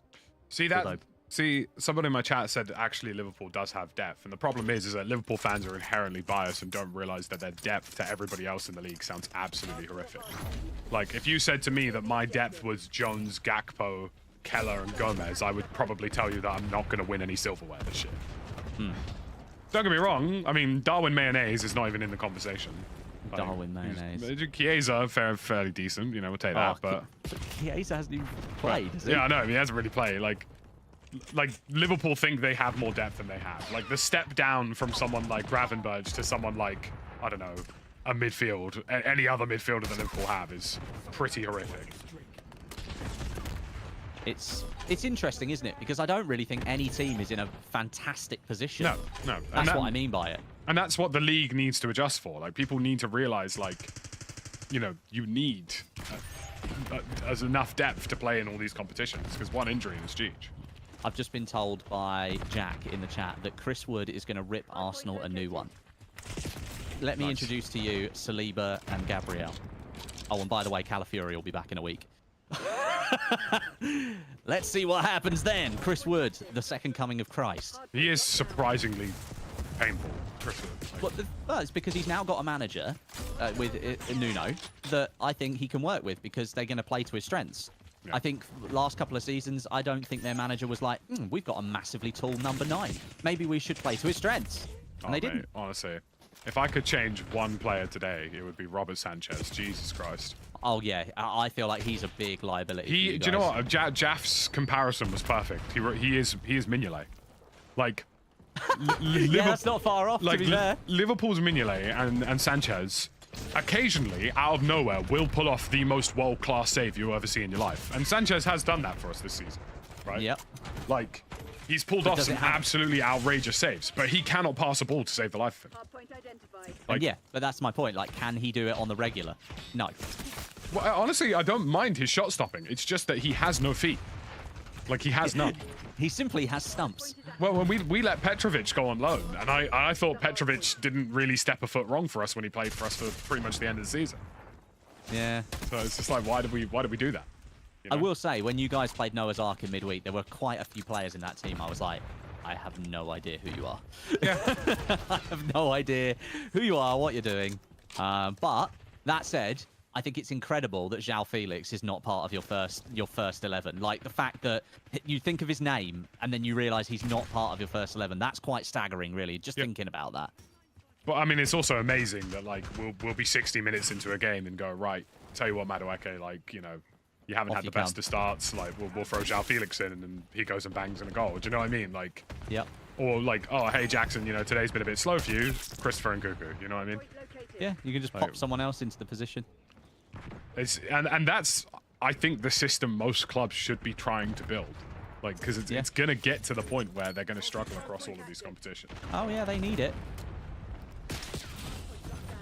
I mean, you could argue Arsenal and City are already struggling in that regard, and I think the same can be said for Liverpool.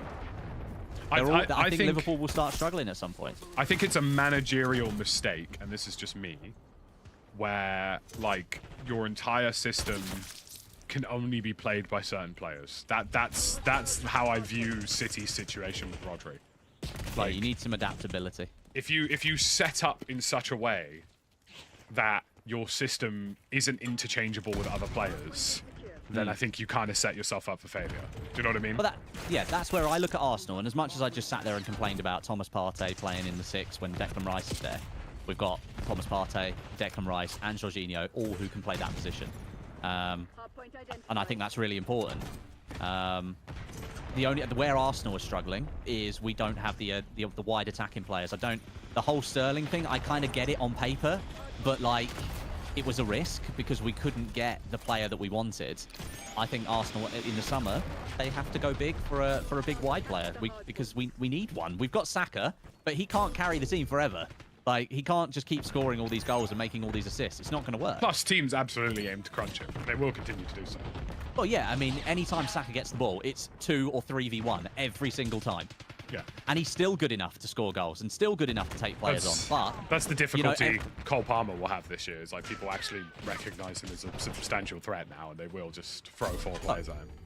And that's where I look at the game at the weekend, and Cole Palmer largely, apart from that shot he had in the first half, was largely ineffective because Arsenal knew how to neutralise him. Throw 3 or 4 players at him. Yeah, and that's exactly what you guys did to Saka. Saka wasn't the most effective in that game. He had a couple of chances, but realistically, when you think about it, he didn't really do that much, and that's because you guys knew exactly what to do to stop him. We need somebody who else. And the Martinelli used to be that guy for us. He used to be our, chaos agent. He'd come in and just do things. Yeah. But we just don't have that anymore. Martinelli's not that same player at the moment. No, which is weird because, like, why? Do you know what I mean? Like, he got injured against Sheffield United last season, right. And ever since then, he's not been the same player. He's not been the same. That's what I put it down to. He had one of those horrible drag the studs down the back of the ankle injuries, and he just hasn't quite been the same.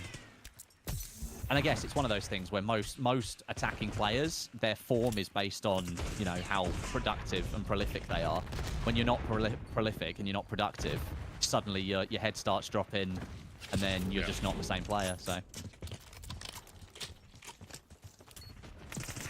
I mean, I'm getting the headshots I need, but let me tell you something, Westy. This is a painful experience. Well, let me tell you, Lucky. I've gained 1.5 levels since I started streaming, and that was 50 minutes ago. Nice. It's almost like the XP game, and this is really, really slow. It needs to be changed. It's almost as if they've done it on purpose because they knew the game didn't have that much content, despite the fact it had been in development for 4 years. They were like, crap. What Arsenal need is a striker. Agreed. Gyökeres. Wow, I'd go for Isak if I were you. I don't know. I think he fits your profile so well as a player. I mean, there's a rumor that Arsenal want Isak and Newcastle are willing to take Jesus. So I think if Arsenal could get Isak for 35 plus Jesus, deal, job done, take it. Go. I will. As a Chelsea fan of numerous magnitudes, I would gladly pay probably up to 85 million for him.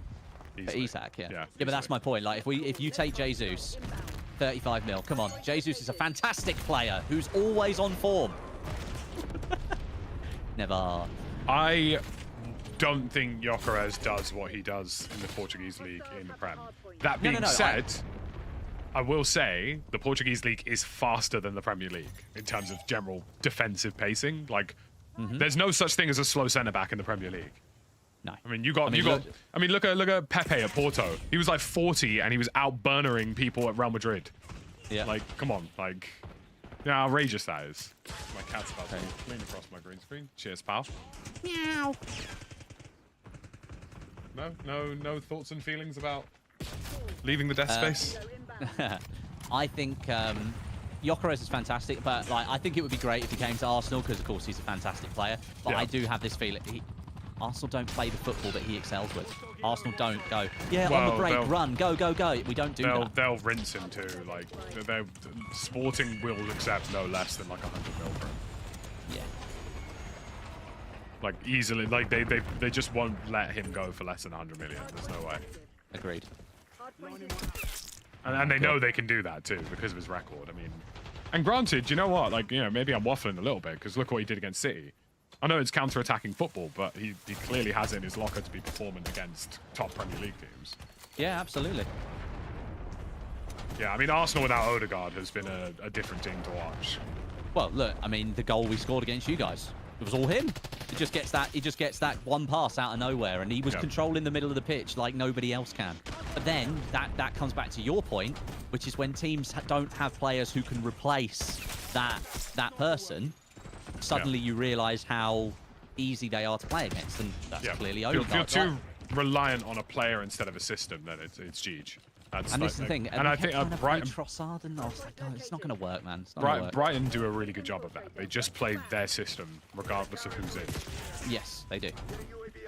And then they know sometimes that they will lose games because their system, you know, isn't designed to beat certain teams, but they're going to win more games than they lose because they know it's better. Right, I've gone absolutely horrifically low on KD there, COD. Can I have a bot lobby now? Cheers. Cheers. Cheers. Cheers. Oh. One thing I will say, Lackey, and I'm sure you'll agree with me here, is that at least the guns in this Black Ops game in Warzone are going to look a little bit different. It's not going to be like we're playing the same version over and over and over again. We actually look like we've got some different guns this year. Yes. It's going to be nice for that. Yeah. I'm very much looking forward to Thursday. I mean, I know Area 99 is like, Resurgence isn't my cup of tea, but I'm looking forward to it. Yeah, I'm looking forward to it too. I mean, it's as much as, yeah, Resurgence is not our thing, I have missed playing that Battle Royale style game for a fair while now, so... Oh, gotcha. I've said it before and I'll say it again. My brain chemistry is tied to Battle Royale. Yeah. It just doesn't work the same anymore, you know? The No, sweet serotonin releases I seek only come from Battle Royale. It's all about that win, brother. It's all about that win. Oh, dear. Yeah, I feel sorry for, like, the only thing I will say is this year, like, I do wonder, they've obviously done this whole, like, system of leveling this year. Mm-hmm. Yeah. And, like, if you see how slow it is, if you're just a free-to-play player on Warzone, it's going to take you, like, 5 years to get a single Black Ops 6 weapon to a high level. Well, the thing is not only that, they've massively gatekeeped 2 XP tokens until... And I reckon once we get into Season 1, I reckon it's going to start rolling out a little bit more. Yeah. Like, it will, because basically, the reason they've made the XP gain so ridiculous is because there's not enough content to keep people tied over, and everyone has this, like, oh, I need new content. So if they make the grind harder, it takes you longer to go through that content. And then, once they get to Season 1, when they dump a load more content on you, you might then start panicking and be like, there's too much content, I don't know what to do, this, that, and the other. Oh, don't worry, here's double XP, you rank up everything faster. That's exactly Fun how fact, they by do the way, if you tell Activision support that you redeemed double XP codes and it didn't work, they will just give you some. No way. Which I think is hilarious. That is hilarious. That is absolutely ridiculous. I don't mind hardpoint, by the way. Hardpoint's alright. Hardpoint's fine, yeah. I mean, the bonus for hardpoint is that it flips the spawns if things get too, like, weird. Which is the only reason I kind of like hardpoint. Ow. I'm dead. Yeah, early headshot. Cheers. I've got like 20 or so far with the sniper, so, you know, I'm getting through that first set of camos for multiplayer. Not that I really care about them, because I think the gold camos in zombies, by the way, are way better than the gold camo in... Mystic Gold. Yeah, the Mystic Gold is... It looks like the gold from MW19. The problem with zombies I have is just it's so many zombies to get all of that unlocked. Well, I mean, I did it yesterday. I managed to get gold on a couple of guns yesterday, but you are right. You do have to sit in matches until round 30 and really start farming those higher levels in order to get those points. It's kind of how it works. They've taken the lead.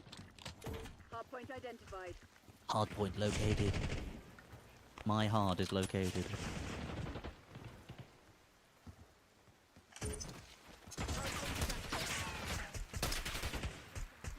so generally frustrating trying, like, because I'm aiming at opponents and I'm like, okay, well, I need a headshot. There's no point shooting him in the chest, so I have to like adjust Wait. for it. Yeah, and obviously it's hardcore, so by the time I've waited, normally they put 5 bullets in me.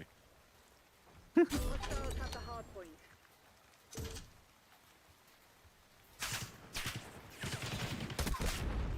That's fine. Here we go.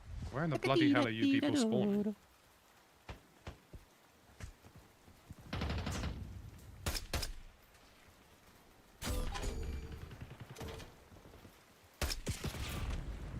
Hard point locked down. Ugh. Ugh. Oh my goodness me. And this is the thing. Hardcore is just a head peak. What's it? Head glitch city. Yep. There we go. Here's again. Hard point active. There's an easy spawn manipulation on Terminus for easy headshots. Well, the thing is getting critical kills in zombies is not the issue. It's just how the amount many that you zombies simply it have to takes. get. It's 2,000. It's 2,000 critical kills per weapon in order to get through the normal camos. Yeah. Then you have to do 2 unique camo unlocks per gun, which usually is something to do with like ammo type or a certain type of zombie kills, which actually I find really annoying because some of those zombie kills are specific to Terminus or Liberty Falls. So like the parasite kills, you have to get 30 parasite kills, and it's like, I don't want to play Terminus, I want to play Liberty Falls because it's quicker to rank up. Yeah. It's difficult. I can't. Yeah, I don't know. Like, I don't know. I've never really been a big camo grinder generally, I guess. So maybe it's. Hard point Yeah, and it's 990 mangler kills to get special camos. I mean, it's kind of insane, like how much you have to do. That's insane. That's where you just use, like, you just permanently have gobble gums and stuff and just get all the headshot gobble gum, or the, what's it called? Insta-kill gobble gum. I said it before and I'll say it again, Westy. If I gave myself, how do you say, the sourceful lobbies, I would have had Dark Matter 3 weeks ago. Yeah. Enemy UAV It's inbound. genuinely that easy. Hostile UAV Well, this is the established problem. overhead. I'm kind of at that point. Lackey, let me do it illegally. Illegally? Illegally. Nah, the thing is, for me, I think naturally, we've also got all the Warzone camos, dude. There's a whole Warzone camo section as well. Yeah, at least those we can get passively, though. Do you know what I mean? Like, we won't really have to think about them. And that's really good, right? Because then it shows, like, the guns that you actually care about. That's why I like that system that they've decided they're going to make. I don't even know where you got shot from there. It down low to the left side. Sorry, I've just been hit by a rocket launcher, Jeech. Hard point located. Are people guess shooting and then hoping there is someone to be hit? Welcome to hardcore. Pretty much, yeah. Welcome to hardcore. People actually play this, by the way. Like, legitimately play hardcore. Like, for fun. I'm surprised. And I don't know how you people do it. Like, there's got to be something wrong with you. Yeah, I think so too. Keep getting spawned on this side. Hostiles have the hard point. Oh, for Targeting, going in. Enemy UAV inbound. they're in this chopper, by the way. Hostile counter UAV established above.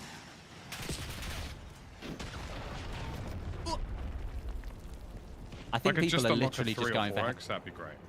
yeah. I think people are genuinely just going for headshots on this as well. Oh, yeah. Big time, yeah. Like that. Big boom.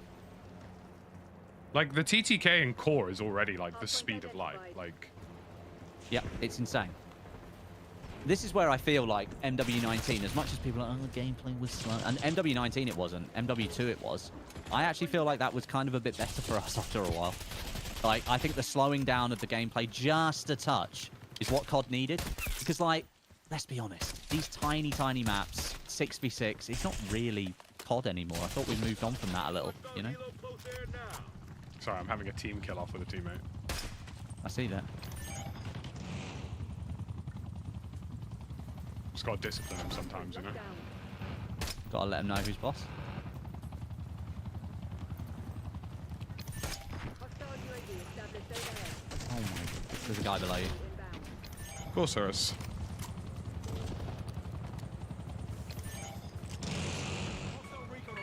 Oh my god, I cannot hit a single shot. Will people still play this game after Thursday? Absolutely not.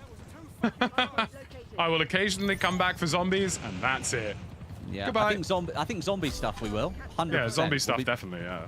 We're definitely back for zomboids. Anything else? Absolutely not. Absolutely Goodbye. Adios. See you later. Never touching you again. It was fun Goodbye. knowing you. How is this guy Raph getting every single kill? Honestly, every time he shoots, he's landing a headshot on me. Like every single time. From angles that I'm not sure even I exist. just spawned into a teammate firing a grenade launcher inside a building. And he's killed me again. Do you know how He's insane that is? Wesley, I spawned in and he shot a grenade launcher into himself. God's sake, man. Okay, I got him this time. I'm dead. Hostile RCXD in your AO. Yeah. People who play this with like actual intentions of killing people is criminal. It's up there with people who like play shipment for fun. Shipment for fun. Hostile counter UAV established Genuinely. above. Enemy UAV inbound. Hardpoint is active.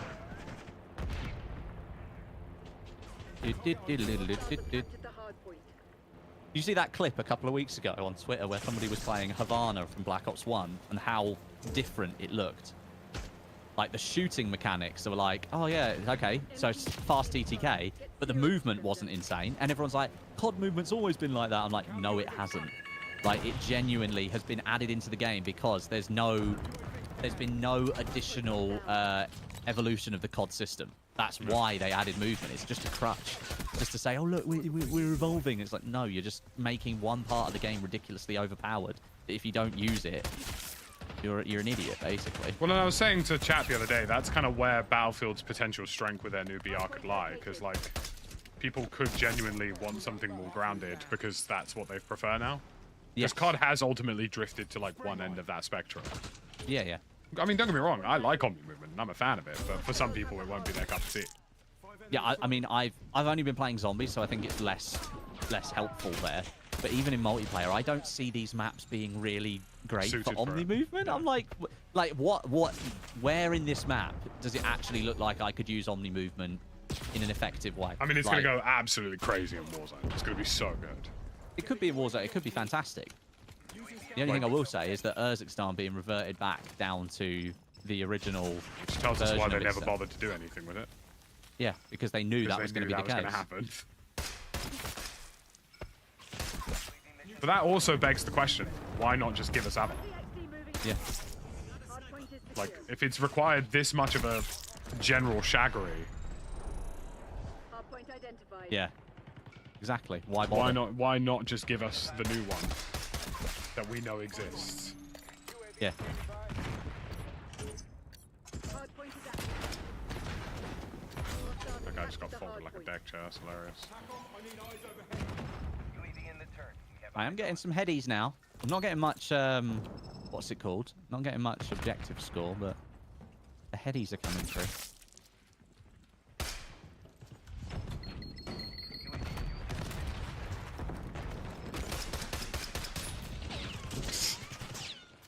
Bro got the baseball bat. Slapped me Yeah, back. we're playing hardcore, unfortunately. Yeah. Disgusting. It's purely for headshots. Disgusting. We're not- You're just a filthy pervert if you play hardcore. There's no way around it. You filthy You pervert. filthy pervert.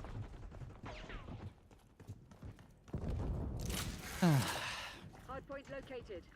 And today we will be the filthy perverts in game.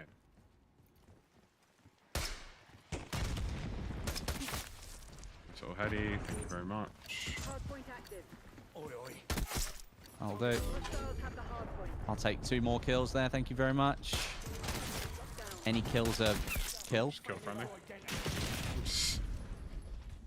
Did you get headshot kills? Do you know what? If it counted on friendlies, I'd be a much richer man at this point. Your stocks would be high, is that what you're saying? 100%. Oh, they took out my trophy system. Well, because Ridiculous. like the thing is, right? Like because of the way they've changed damage models, headshots are useless anyway. So Yeah. I've naturally gotten used to in Black Ops 6 just not really aiming for them. But they tried this in MW3 to like branch out the TTK. Do you remember? Yeah, To it's flatten not- out the TT. Not worked nearly as well as I think they think it is. No.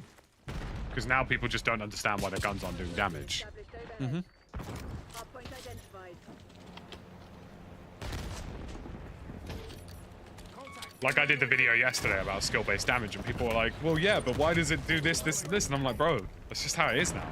Yep. Like, if you shoot somebody in the feet, It doesn't that's the matter. job. And arguably, you could say that that then offsets the massive reduction in aim assist because you can just do the same damage by shooting in the feet, so it doesn't matter. Oh, 100%. But that bothers me as a keyboard and mouse player. Well, yeah, I'm worried about it for Warzone because it just means that people are going to be rewarded for poor accuracy. Yeah. Which, when you've absolutely. added a huge skill gap in movement, that's the last thing you want. Correct.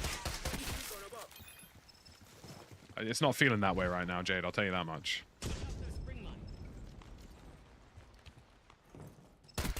It's fine.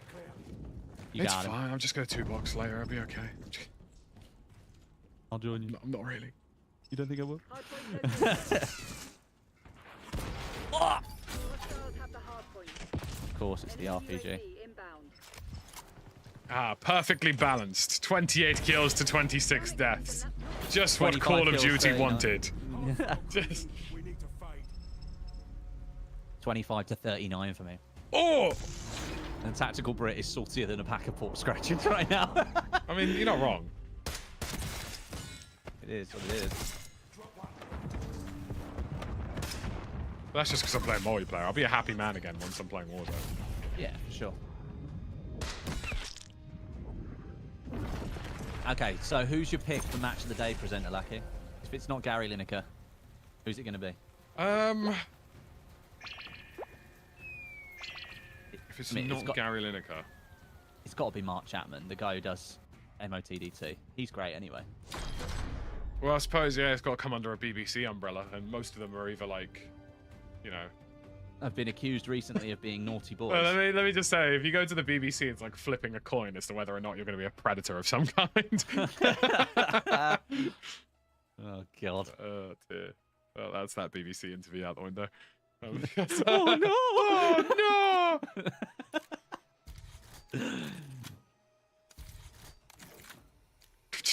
just had somebody with the username Adam Johnson join my bloody chat, which is... Jesus Christ. It's time to leave. It's Everyone- time to go! Can we get Goldbridge as the... get Goldbridge as match Yeah, the get day him in, yeah. presenter. Get Oh, well in, God. son. Bloody hell. Okay, give me a Skyline.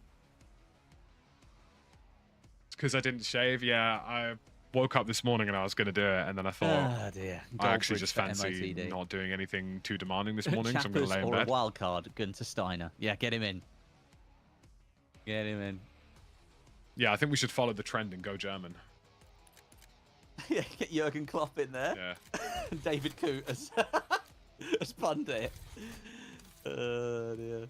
Why am I not prestiging? Because I haven't even ranked up all the guns What's yet. the point? Like, I don't care. I'll start prestiging once I've got into Warzone because I'll have ranked up all the guns passively. I'll have all the attachments. So then it doesn't matter that when I unlock the next gun, I'll have all the attachments back again. But at the moment, I still haven't even done that. So I need to make sure I actually get all the guns at least ranked to a point that I'm comfortable with. This MP or MW3, what do we think? yes. Yeah, I can't play guess. COD without Omni Movement. Genuinely. Like, I think COD without Omni Movement, just in terms of smoothness of gameplay, is two different worlds. Capture the Like, the fact that I can slide sideways and slide backwards without having to turn my entire camera screen full 360 and look like I'm having some sort of ADHD simulation, phenomenal. hostiles have captured the hard point.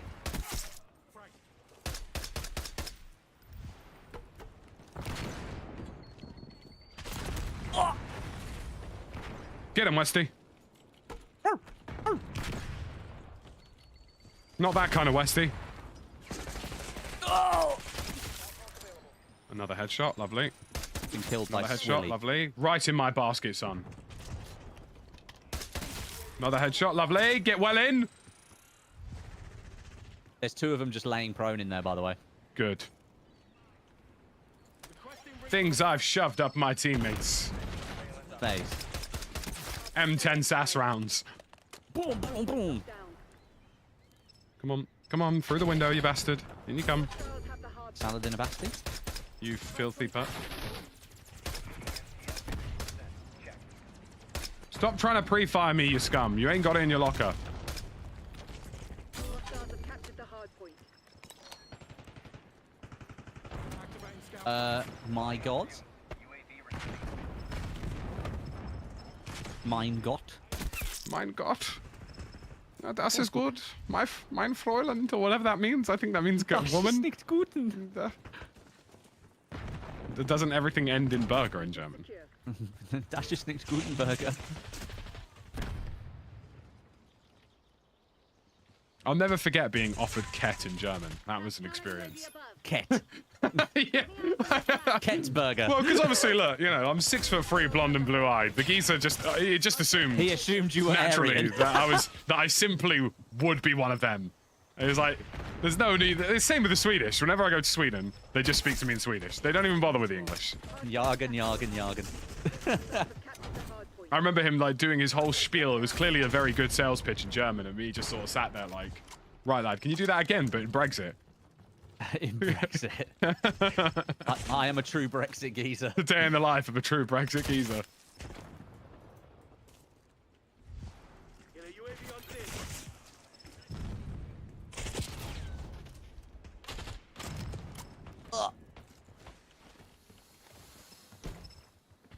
Deploying sensor. Hard point is secure. Friendly and enemy trophy system in here.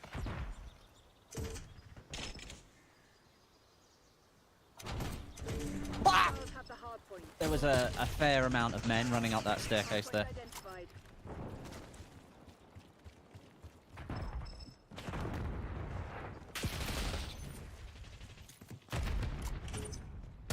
Point active. Hard Bloody hell, Harry. Hostiles have captured the hard point. One point has been captured.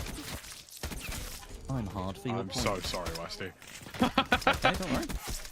Alright, I think I just stepped in front of your small bullet. I know, the worst part is, I saw your name just as I pulled the trigger. I was like, oh, that's my teammate. Oh no! Oh no! Smash. I literally just went, yeah, that's all right. He'll die for the cause. Yeah, absolutely. There's a guy on the enemy team called Swilzy, and I think it's a horrific name.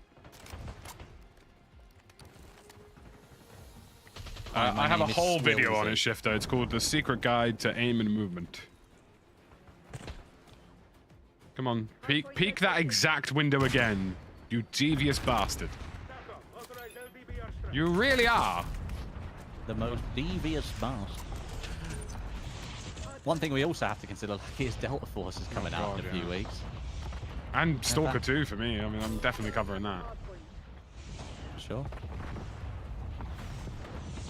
I really hope Stalker 2 releases without bugs and crashes. I will be over the moon. That would be nice, wouldn't it? Wouldn't it be nice if a game worked? I mean, it's been in development for 7 years now. I mean, that's big. Because it got pushed back from the global panoramic, and then it got pushed back from the, should we say, Eastern intervention. Yeah, Um, the Eastern intervention. I that's like probably that. the only way I can say it without YouTube panicking. So, Oh, now I'm like, panicking. you know, I mean, fair play to them. They're putting a hard graft for it. I hope it does well. I mean, it's gone gold before it even releases, which is a good sign. Yep. That The many fact that people. games go gold before launch these days. Bloody hell. Yeah, that many people. I mean, Stalker's a cold game, man. I can't wait for it. Hard point active. Come on, peek that window again, you creatures of habit. You scum. Yeah, the global panorama. The global panorama. If you're feeling hungry, the global panini. Global panini, yeah. Hard point locked down.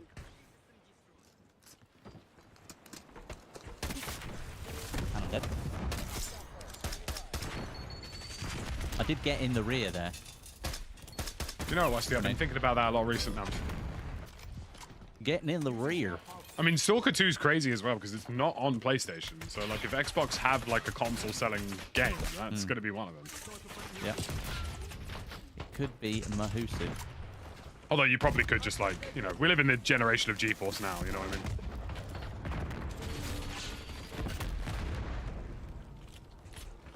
Hard point is secure. Hard point is active. Hostiles Rusty. have captured the hard point. I nearly killed another teammate. I mean, that's not good, my brother. But this time I had trigger discipline. Ah!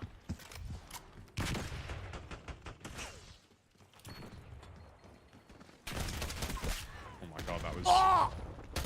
Man, straight into a grenade. I have that problem often.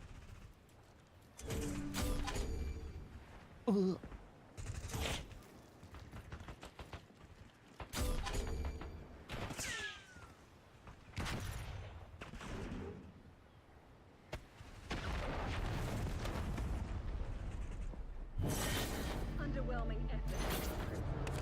Apparently that was an underwhelming effort, Westy. My bad. Make for Cassivac.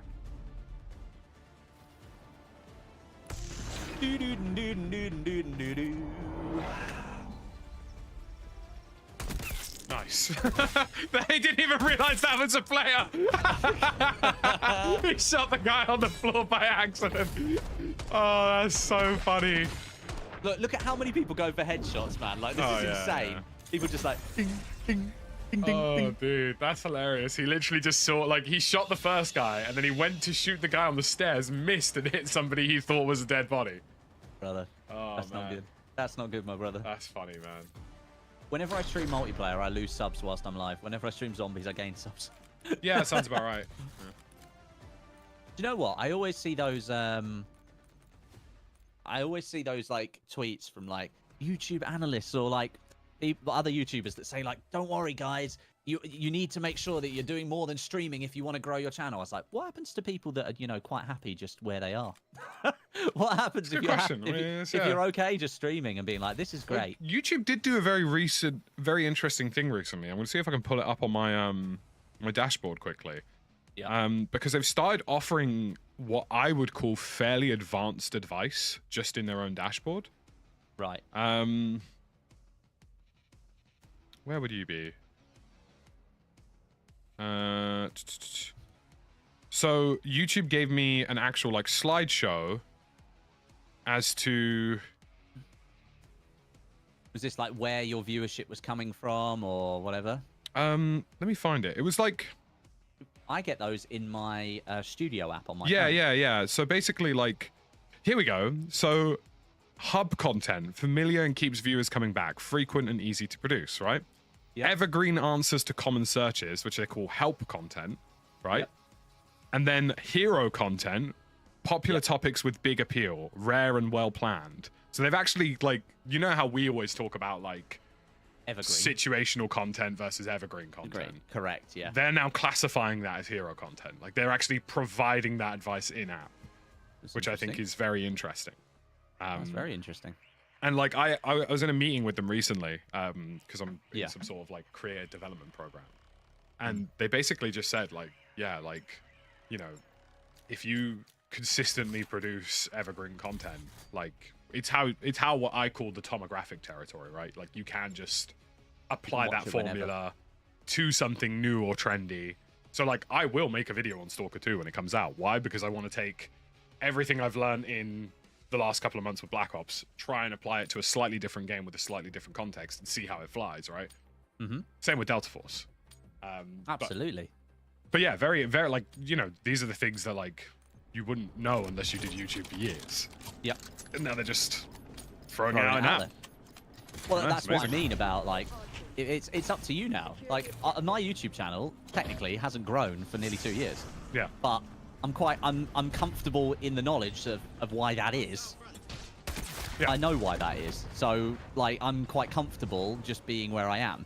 And you're proud. Well, I mean, also, to be honest with you, the sub count these days means less and less. You know, It does. YouTube It is does mean algorithmic. less and less. Yes, it does mean less and less. And I I thought would it love was... to get there one day. I'd love to get to the gold plat, and I'm sure I will. I'm sure I will. You will. But, Remember, hey, Westy, it's- when you start pumping out those videos over Warzone, remind people to hit the sub button.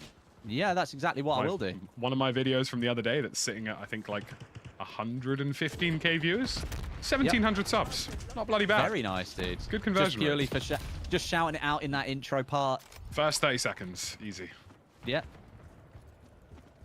Hardpoint identified. Yeah, it's great. And So that's where basically, No, I was gonna say that's where I'm gonna just start on with Area 99. Like Yeah. that's what I want to do. I just want to have some good video fun again, you know. mm-hmm. Hardpoint active. That's what we want. Well, you know, it's producing videos like, you know, it sounds weird, but like obviously we know YouTube is now kind of leaning into sort of 10-minute plus videos. They want that. Yeah, longer. Get them up longer long. is better. Yeah. Yeah. I mean, think about it. Like they're now offering 3-minute shorts. So in the eyes of YouTube, an 8-minute video just isn't going to cut it anymore. No. Like, I mean, there are certain formats that works for, but Certain, like, yeah. I mean, the what I noticed, Lackey, was for me, it was DMZ, which is when they first started to really get on that trend of longer videos. Like, I could post a 25-minute video, no problem, and people would watch at least 50% of it. And then you look at where the viewership comes from, and it's the bigger the screen, the longer the watch. TV. So people watching TV or long watch time, mobile, short watch time. well, YouTube very interestingly told me that 40% of my viewers last week watched on a TV. Yep. Which I was like, damn, that's a lot higher than I thought it would be. Yeah, my viewership on YouTube on TV is over 50%. Yeah, it's mad. Which is, and also, as a little insider bit of knowledge for our viewers out there, the bigger the screen, the more the ad rev as well, because of course adverts are more normal on the bigger screens because you're used to watching adverts on TV. That's why there's so many adverts on YouTube TV these days. Oh yeah. That's why they do it. Join us soon, Gargod. Join us soon. I mean, we're back on Warzone Thursday, isn't it? Also, a tip from a viewer also mentioned subbing at the end. Some people will watch all the way through and will remember to do that. Yeah. Interesting. My favorite thing in a comment is like, I had some comments recently that were timestamping like the end of the video, and I was like, damn, we cooked. Yeah, we like, cooked. do you know what I mean? Like, Yeah. I literally, I'm not even joking. So like to the right of me, you can't see it on camera, but to the right of me is a whiteboard, and every time I make a video now, I've literally got like a timeline on the bottom with like, you know, hooks, goals, how I'm structuring content. I literally just sit there and go through it every single time. Yep. And it even has, I have sticky notes on the whiteboard that say, ask for subs. ask for likes, ask for subs. Yeah. 30-second mark. It's not a bad idea, mate. The other thing I wanted to do, and I'm going to see how I can do it, I want to make a template on DaVinci Resolve for my videos that like has pre-designed callouts for me, if that makes sense. Do you know what I mean? Like reminders for me.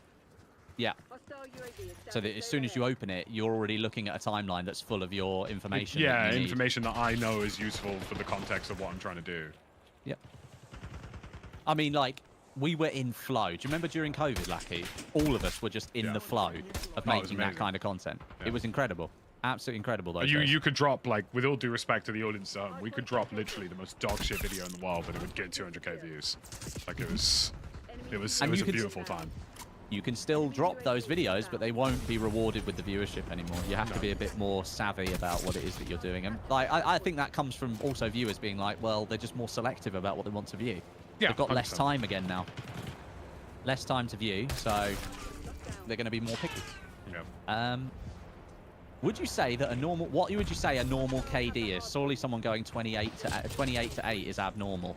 28 to 8 is a good player. It's a good player, yeah. I mean, it's just a good lucky round as well. Like, at the end of the day, the average KD is 0.85 or something, so... Yeah, my KD in most of these multiplayer games is going to be about 0.8, because that's what COD wants to keep me at. Yeah. In Warzone, different kettle of fish, because, of course, like, you're eliminating players, this, that, and the other. Yeah, I mean, I recorded the 2-box content video on this account. Yep. And I did that during second prestige, and my elimination ratio is like, 2 because of that. Yeah. I was going to say, actually, and this was just an idea I had. Yeah. I don't know why I'm mentioning this on stream, but I suppose it's not a big deal. I was thinking maybe we take our group chat, turn it into like a mini Discord server, and have little segments for stuff like this. Yeah, I think it's a shout. I don't know about you, but I'm using Twitter less and less. Yeah, oh yeah. I've been using. I only talk to certain people over Discord now because they just won't open Twitter anymore. Fairs. And like, I don't really want to open it. I hear it, big man. I don't really want to open it. Open my Twitter timeline on my train home the other day, and I'm pretty sure a car crash was the first video it tried to show me. It's either a car crash, a beheading, pornography, or Elon's done terrorism. something again. Yeah, honestly. One of those 4 things, I swear. And we're taking the divorce badly to a whole new level. The thing is like, I mean, we've all got our own Discords, but like, I find that if I tried to directly manage that. It takes a lot of consumption for my brain to do that. Yeah. Which is why I tried to do it during COVID, and it kind of worked, but it didn't really. And unfortunately, I just don't have the brain power to run it. And Yeah. also, I don't really have anybody else that I'm comfortable giving control to be like, can you run it? Do it now. So I would love to open up a Discord again and do that, but I just, realistically, I just don't, as one person, I don't have the brain power to do it. I just can't do it. Which is why Twitter kind of used to work so well during the pandemic, because everyone had more time, and now we've all got less time again. You know, it's all correlating back one way, isn't it? Bastards. It's all correlating one way. Yeah. I mean, I don't even know how much longer that app has left in it. Like, advertisers have left it in droves, so... Oh, yeah. Eventually, the billionaire gives up, you know what I mean? Well, the reason that he's changed the way the monetization system works, so it's premium subscribers and underneath your replies, is because there's not enough ad rev to go around. Yeah, now it's just like 7,000 bots from India all commenting AI-generated replies in the hope of getting some sweet US ad revenue. Yeah. It's like, Jesus Christ, like, how did nobody foresee this coming? Have you, with your TikTok, have you got it set up for monetization? Yes, why? I just wanted to give out some general information to everyone who's watching, because I emptied my TikTok account for the first time the other day. So I've been creating TikToks since the Modern Warfare 2 COD Next event. And you was hadn't withdrawn a penny. I hadn't withdrawn anything, no. So since September 2022, I hadn't touched it. Right. And so let me have a look.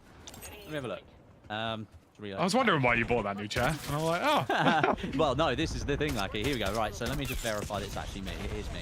So, 991,000 likes. I don't know how many views I've got across the time, but I have 52,000 followers on there. A fair amount. I'm posting like 5 or 6 a week. Yep. How much do you think I've actually earned in 2 years, just over 2 years on TikTok? Well, the ad revenue only really started kicking in like 3/4 of the way through that. Yep. I'm gonna go 400 quid. You're not far off. 475 quid. So for 2 years worth of TikTok, and this is me not really min-maxing it. This is not me giving the editing team any real guidance other than can you just create highlight clips, because it's kind of what I want the account to be. Yeah, it's earned me £475 in 2 years. Yeah, that sounds about right. Yeah. Just like, it just goes to show, like, I mean, obviously I have a short form strategy going into the new Warzone just because I've been meaning to get into it. But like, it explains exactly why I've never bothered. It's just because, like, it's just not worth my mind. Like, it's not worth my time or money. I don't really think it is worth the time, unless you're someone like Ol or anything like that. Yeah, if you can knock out a formula where you can just produce consistently decent, like, content in not a lot of time. Yeah. Like, not to say that he doesn't put any effort into it, but like... But he has his formula. He knows what works, and right? he's got a formula that, like, I'm confident maybe takes him a couple hours a day to get 4 or 5 out. Like, do you know what I mean? Like... Yeah, for sure. And he's good at it. Very good. But this is the thing. And I would say, though, it sounds not to be disparaging to Ol, because he's a great guy, but... You know, Ol doesn't really do long form very well. Just like me and you don't particularly do short form very well. No, we don't do short form very well. Like, we've been the long form boys since we started YouTube, because that's always what we've known. Whereas he started on TikTok, so of course he's gonna know how to unlock that a little bit more than us.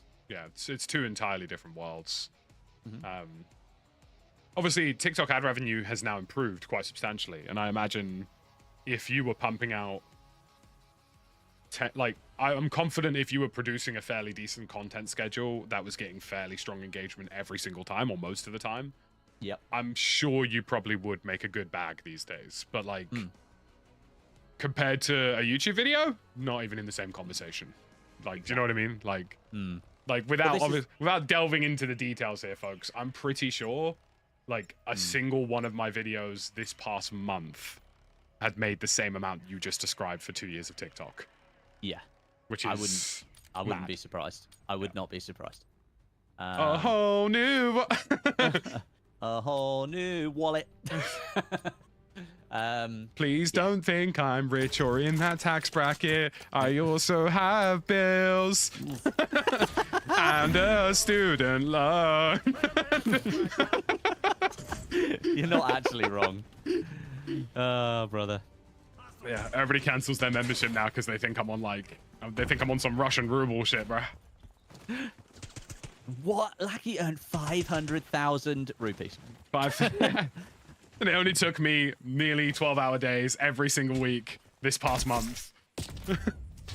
Oh, man. I genuinely think throughout the release of Black Ops 6, like, obviously it's calmed down this week pre-integration, but, like, Yeah. I genuinely don't think I did a day that was less than 10 or 11 hours, like, in terms of just filming, streaming, making new videos, planning videos, like... It's crazy, isn't it? It's absolutely crazy. I've got 50p. But I anyway, now's a really good time to remind you, become a channel member today. Today. Not yesterday. Today. And remember, on YouTube, it's a 70-30 split because the overlords love us. What do ad blockers have any impact on you Yes. personally? Yes, but I can't Massively. measure it. I We can't measure it. Yeah, massively, but yes. And I've got to tell you, thank you, Google Chrome, Microsoft Edge, and all Chromium-based browsers for killing all ad blockers. And I hope you're very successful in that crusade, and I hope you make it absolute misery for them. And if you've ever wondered why your live streams or videos buffer for ages on YouTube, it's because you're using an ad blocker that they're actively trying to prevent, and it will get worse throughout the next year or so. And I hope it does. You stealing bastard. Oh, dear. Thoughts on Nade Shot earning like 240k from his subathon? Good for him. Yeah, I mean, well done. I mean, like, I mean, there's no think about it denying this- he's a hard worker. Like, Yeah, think about it this way, right?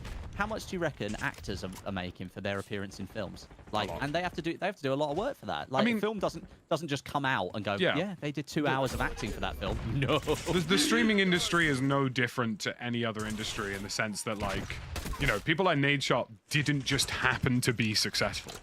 Like, No. the guy ran a phenomenal esports career, turned it into a phenomenal career for general content.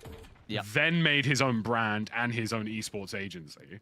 Like, you know, it's very easy as a content creator to just sort of sit there and be like, well, that's a joke. Like, why are people supporting him? And it's like, well, no, like he's done a hard graft for a number of years Yeah, absolutely. to make that happen.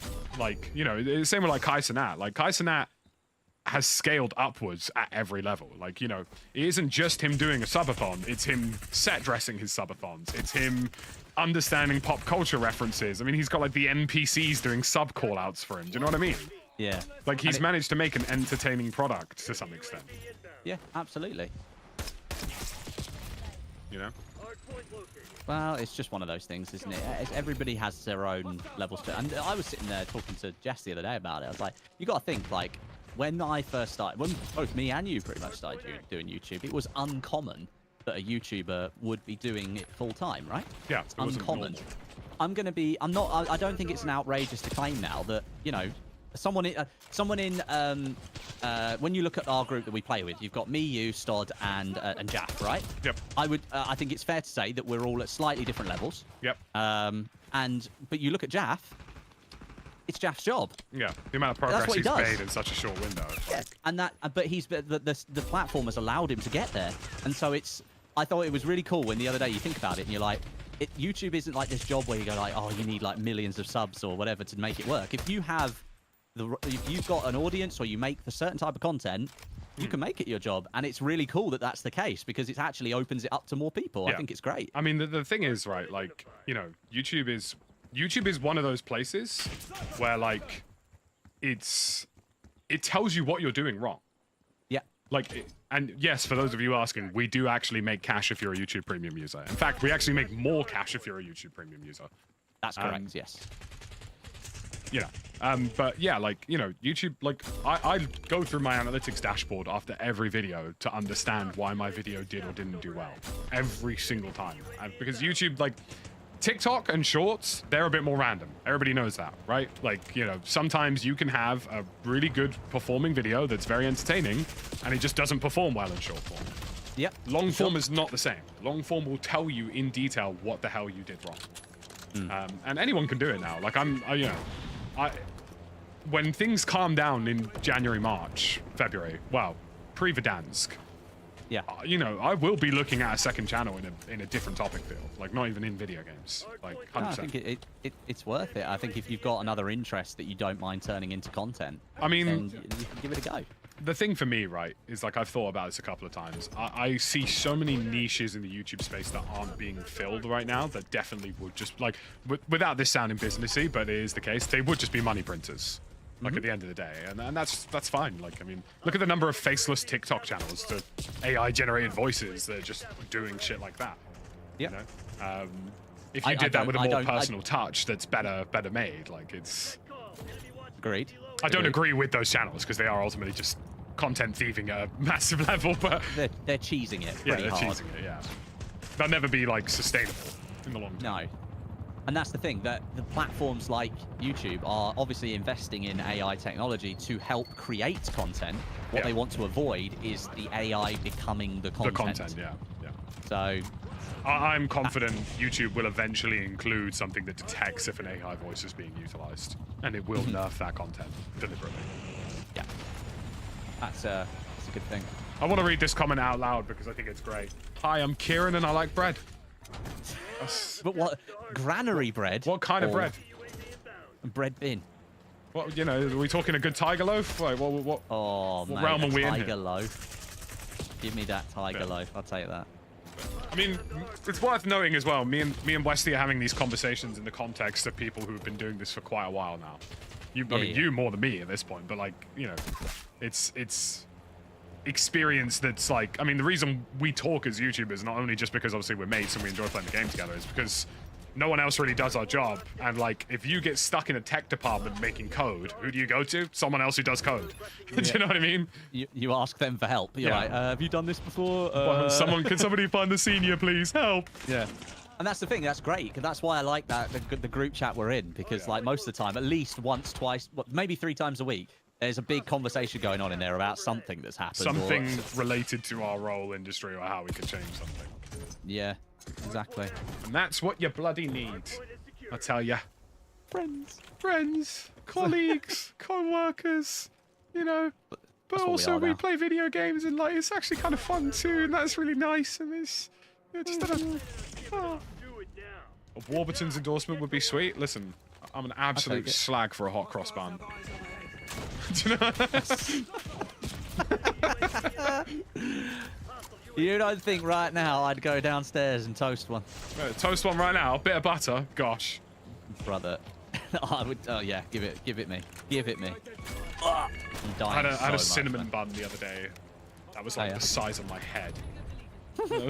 And it was a spiritual journey for me last day. man. Lovely. This has been a great round to get launcher kills on the old. Enemy counter UAV above. No, go away, sniper. Eyes overhead. Hostile UAV down. And now everybody learn. Now today you learn a little about YouTube. Enjoy. What platform am I on? PC. Specifically bound. King abysmal. It's over. RTB.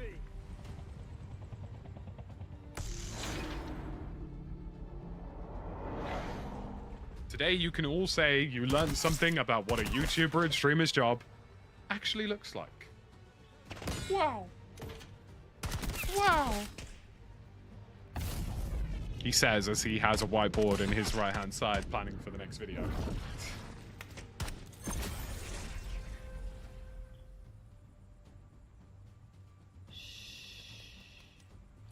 The YouTubers should be a Life in the Can't Streaming World wait podcast. to I've get actually back thought on the about grind making with the that sort of lads. content for Instagram. It's been a hot minute since we played Warzone. We're going to do God, it's Warzone been tomorrow, ages. aren't we? We're doing the last. Are you going to do that with me and Jaff, or what are you going to do? I think I will, yeah. I think I will. Just Even if it's just one last just hurrah. like 2.5, 3 hours is fine. That's, like, because then that way we could be like, Urzikstan is regressing. Goodbye, Green Popov. You won't be missed. No, you won't. You Even useless pile of. Jesus Christ, man. It is honestly useless. I'm going to put this 2x thermal on. Why not? Why not? I'll do what I want. I think I will. We talked about the fact that a lot of the 1x reticles in this game are like really ugly. Yeah, they're not great. Have you done like all the? There's loads on zombies that I've done, and they're just like I just use the purple dot reticle. It's the best one. Oh dear. YouTube will never crush AI voices. They're too prominent in translating. Doing that would crush themselves with their ads, etc. They would integrate it into their own system. That's what they do.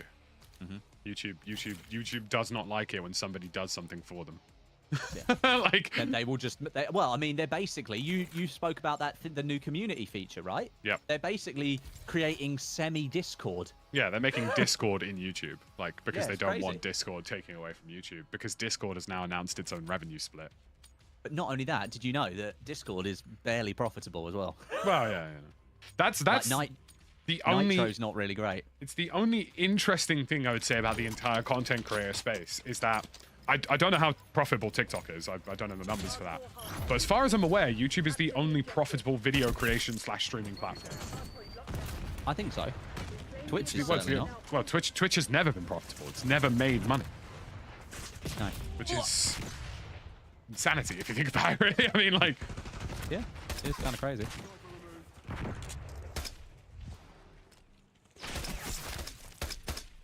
I think I just collatted a teammate. You clarted. Well, yeah, it wasn't very wise, I'll be honest, but you know, winner's got to win. Yeah. Do you know what I mean? Wins are gotta win. Okay. Yeah, if you're strafing while sniping in this game, you're ruined. Is secure. Yeah, I do think it's funny that Twitch makes money off Kick. Yeah, it's so weird, isn't it? Kick just literally uses their entire infrastructure to create Although their content. somehow, well, actually no, I say somehow more cost efficiently. It's actually just because they've got gigantic state budget that can probably go like infinitely. Yeah, they're just relying on degenerates who gamble. Yeah. I'm telling you, that website's gonna die a doom that's gonna be explosive when it happens. I won't say the reasons I feel why, for obvious fears of litigation, but let me tell you something, buddy. You thought CS gambling looked strange? I think we're gonna be in for a ride. We're gonna be in for a... Although, fair play to Kai Cenat said that he turned down $60 million from Kick to do his subathon on Twitch. Really? He turned down $60 million up front. Mate, I don't know if I could do that. Well, I mean, I think for me, all morals would have gone out the oh, window 100%. at that point. Yeah. I'm going to sit here right now and say, if you think I'm not going to take 60 million as somebody who's never seen that kind of money in their entire life, like... Well, I think I'll take it. their thinking probably was, right, like if you give him 60 mil and then he sees just how much more he'd make post-sub-split, he might stay, but obviously that's never going to happen. Name anybody here whose Kick deal expired who didn't instantly leave the platform. Oh, yeah. It doesn't exist. I'm struggling with this thermal, man. Side note, I'm now sponsored by an unregulated gambling corporation. I'm moving to Malta. And all my crypto holdings are in Dubai. That's the word on the street. Yo. Goodbye. We've gone from Call of Duty to slot machines. Pool of slot. No, sorry. What? I literally No, can't snipe it. Westy's price isn't 60 million. It's a well-made roast dinner. Actually, I think that might be Stod. And that's why I don't take Stod deals. No one takes stud deals.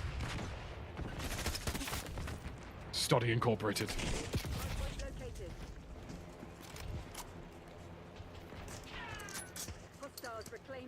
I actually bribed Westy the other day for a Freddo, which in the Freddo? modern economy is actually about 1 million quid. Yeah. It's like, what? Freddo's like 55p now. It's crazy how expensive it is.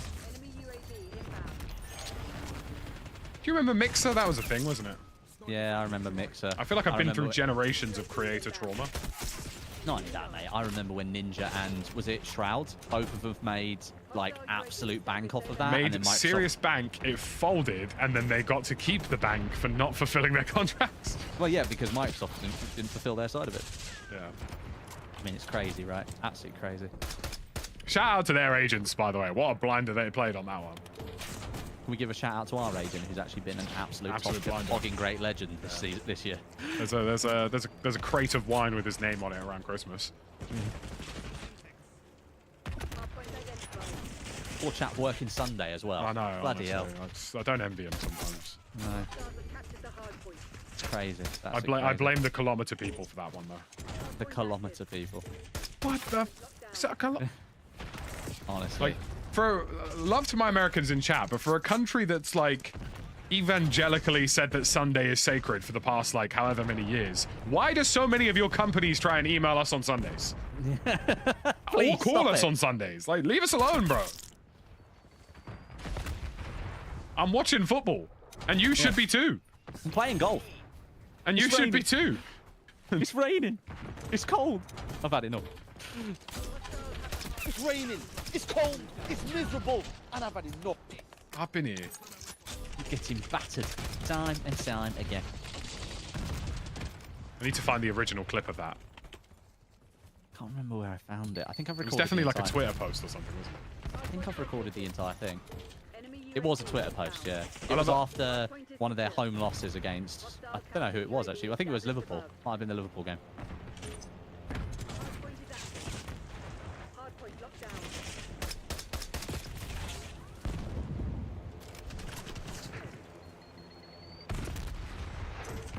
Hostiles have captured the hard point. I was looking at places in Scotland the other day. Oh, yeah. Just because, you know, I like to browse every once in a while. You know what I mean? And one of the buildings you could buy, or one of the flats you could buy, was in an old co-op. Like, Oh, but, okay. it's like a listed building because it was one of the first. A listed co-op. Listed co-op, mate. You know how mad that is? See you all down here. So you're down here. Mince pies.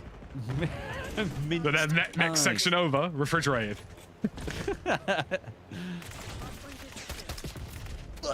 Keep dying. Constantly. It's raining. It's cold. It's cold. Not bad Oh, enough. you bastard. I've been out here getting battered time and time again. Ah! Grenade! God.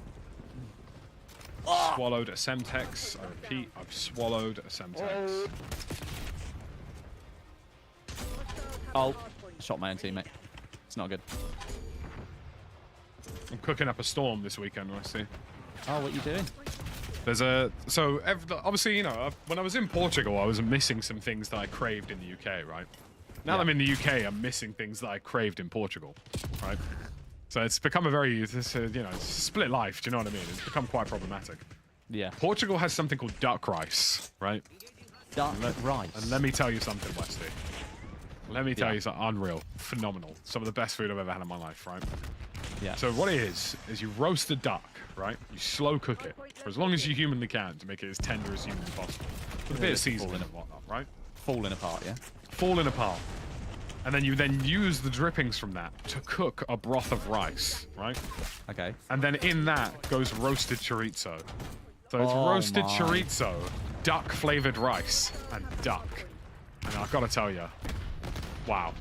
Can I come over, please? Okay, well, you know, anyone's Don't go invited. anywhere. To do cooking in Star's house.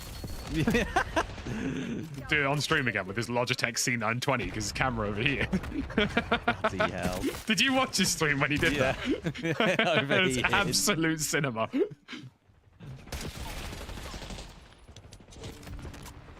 Oh god. Absolute cinema. Stoddy's camera overheating, and then he goes to the most decrepit Logitech C920 in 720p. Oh, that's incredible. As if he thinks making a cheese sandwich is going to get him the views. Arroz de pato, absolutely, bro. Unreal. Is that what it's called? Pato is Portuguese for duck. Yep. Rice the duck. Rice That's of the not how. duck. That's not how sentence Rice of structure the works there. But you know what I mean. El Ducko de Rice. Ducko rice. Unreal. Ducko honestly. rice. I've always wondered how much like cooking YouTubers make because it must be a bag. Oh, yeah, yeah. I mean, you got like Joshua Weissman, Binging with Babish. You watch Joshua Weissman? He's really good. He's really good. And he's on a health kick at the moment. He's lost like a lot of weight. Some dude in my chat, QG Duck, just did a $5 super chat. He said, talking about eating a duck when I'm right here, very rude. QG Duck was in my chat earlier as well. Very rude. Very rude. I've been here. I've been here. I've been here Getting battered broiled time and time. again. Getting boiled. Time and time again.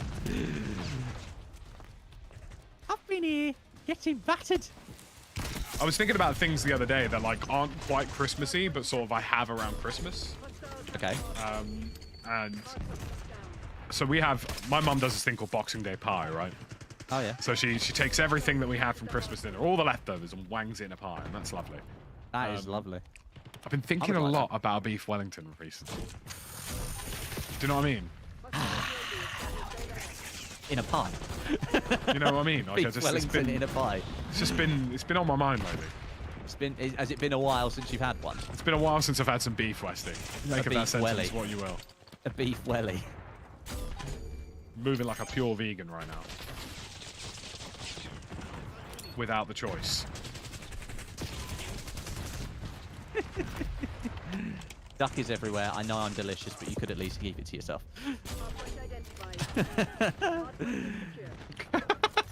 Love having that. Somebody said do hot ones in the UK, but call it make it a UK rip-off called cold ones. Cold ones.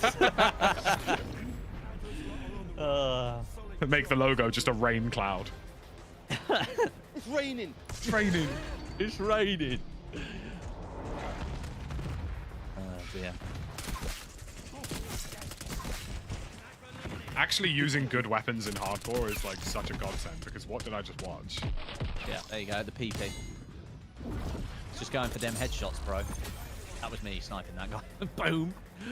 Well, it doesn't matter if the Australians did it first. Much like the United Kingdom has done every time, we'll take it, make it our own, and then pretend they weren't there. Yeah, absolutely. That was not a colonialism reference, just to clarify. That was more just the fact that the second somebody's successful in Australian, they're accidentally British. Or from LA. Like Hugh Jackman.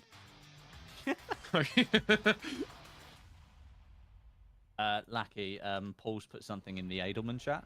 Okay. The one day I can't do.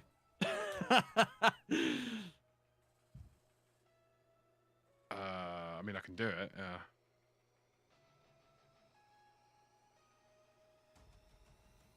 Right, let's have a look at this. Should I just record it for you? Yeah, if you wouldn't mind. I mean...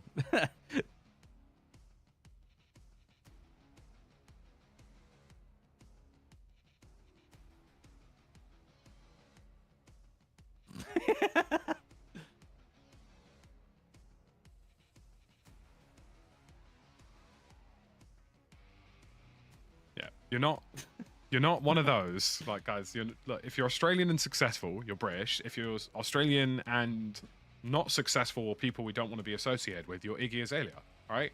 It's and then you're Australian. Do you know what I mean? Like, it's a very clear line. Paul just replied. Can you just record it for me too? Nice. Oh dear. Matt, modify my chat, Lackey. This can be for both of us. Thoughts on how you think Ruben Amorim will do at United? I think he'll do well to an extent, but like, again, it's the same thing. Like, they don't have the recruitment, they don't have the depth. Like, the recruitment they make is terrible, and then inevitably a manager falters because he's been given terrible players. Like, there's two ways that, you know, Premier League teams seem to operate, which is one, manager gets no say, gets given players, or manager has seemingly complete control of players. And there are a couple of teams that get it really, really right, and a couple of teams that get it really, really wrong. yeah. I think Ruben Amorim I think he's a great manager. But first, what he has to do at Man United is he's going to have to get a whip out, and he's going to have to whip these players who are on 300 grand a week and tell them, stop acting like children and be football players. Yeah. There are quite a few players in that United team and if anyone can do it, it's the cold disdain of a Portuguese stare. Yeah, exactly. I mean, Mourinho basically did it when he was there, so... If I speak, I am suspended 6 months. My favorite thing was him pulling out the laptop to show a referee a decision that he'd made. Yeah. In the middle of a Turkish league game. Oh, Or yeah, that was brilliant. Pointed it towards the television cameras. Yeah, he put it in front of the TV camera, didn't he? Yeah. That was brilliant. A Portugueser. How is that not a headshot? What have I done? Oh, there's one poor geezer trying to get direct hits with an RPG in this lobby. Oh no. On our team, I might add, so...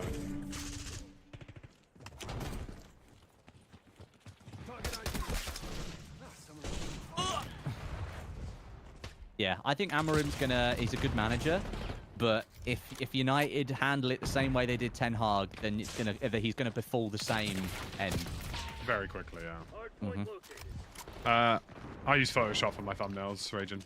I think he's very good. I mean, the game he played against City, fair enough, City are not playing at their best at the moment, but he outplayed them. No problems. I need to renew my Photoshop membership next month. Yar, I need to be doing the same. Yar. If anybody happens to be a student and who suddenly wants their name to be Lachlan, give me a shout. Lacto. I will be there no matter what. I've got a pretty good deal with my Photoshop, to be fair. It's about, I think Photoshop and Lightroom together for me cost about £18 a month. And I'm like, that's not bad. That's because every time they try and say the price is going up and I just threaten to leave. Yeah, and if then you do they that just like go, 6 times, they go, nah, I'm alright, it's alright. Yeah, they just leave it at the same level for you. So I might as well just, you know, whatever. Yeah, I had that with, let's just say a TV service that I probably shouldn't have access to, but I happened to be in the United States at the time. Oh, okay. And I tried to cancel it, and they were like, yeah, but we'll give it to you for like 80% less of what we're currently charging. I was like, oh, I mean, if anything, that just makes me want to cancel it more. Well, if you want me to continue committing geolocational crimes. Yeah. And that's what VPNs are for. And that's what I go to VPNs for. It's not for easy lobbies, guys. It's so I can watch Premier League coverage in Canada. No, I'm joking. Oh dear. Shout out Fubo TV for still accepting PayPal. That's a valid payment method. Yeah, it's fine. It is what it is. I'm somewhat fond of maple trees myself. I really like them. On my flag. Oh! I fell off the building. That was a very jammy kill from me, I will say that. He's got a gold RPG. This I guy's feel very dedicated. sorry Man. for him. Because he needs to get direct kills with it. Although I don't know why he's doing it in this instead of like Stakeout or something. Like that probably would make more sense. I'm in the tub. No. Listen. If you're British when you can use it, and then when you're mildly successful, you're Scottish. We've already discussed this, right? That's what Andy Murray does. He's like, yeah, I'm British. And then he wins something. He's like, Scotland are brave! Like, listen, bro. Like, brave! Pick a lane, bro. Like, just pick one or the other, all right? You either do or don't want to be associated with Glasgow. Take your pick, all right?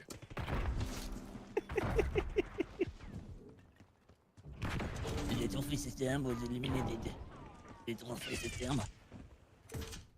Bathtub stream. All right, you don't think I will? I'm getting in it. Do it right now. When Westy hits the big golden plaque, we're actually going to do a cooking stream at Stodd's house without telling him. But what we'll be cooking is him. And the flip side of that is that if they're British and successful, we're like, wow, British. Not Northern Irish or Scottish. Or Welsh, for that matter. But then if they're I'm terrible... a proud Englishman myself. But if they're terrible, we go, wow, bloody Welsh. Idiot. Idiot. Oh, he's got cold-blooded. I couldn't see him.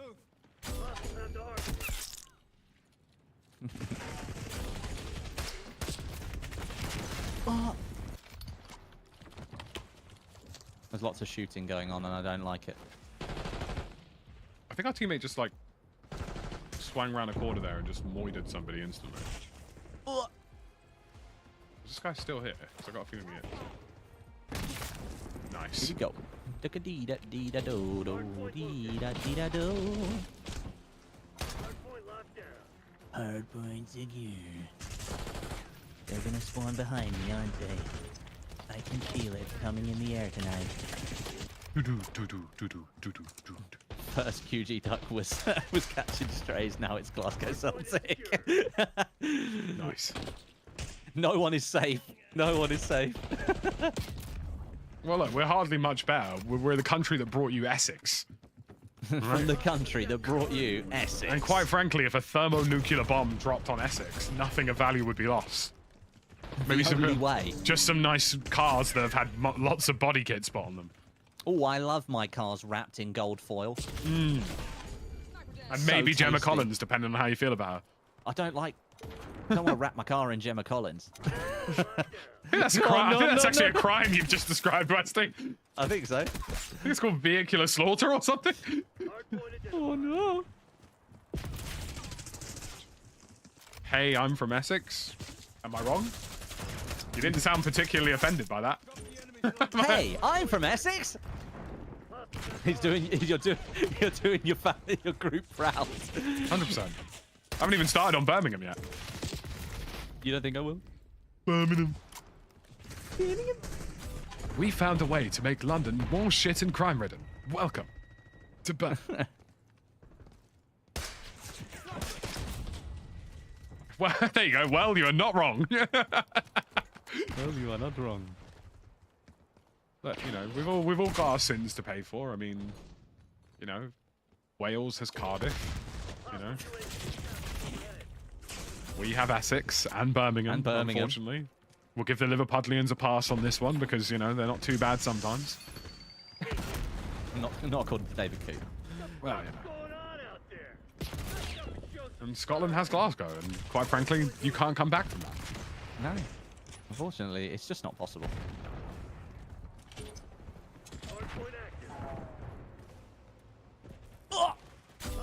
Yorkshire has Bradford, etc. Yes. Yeah, and I mean Yorkshire is literally one of the most beautiful places in the world, and Bradford exists.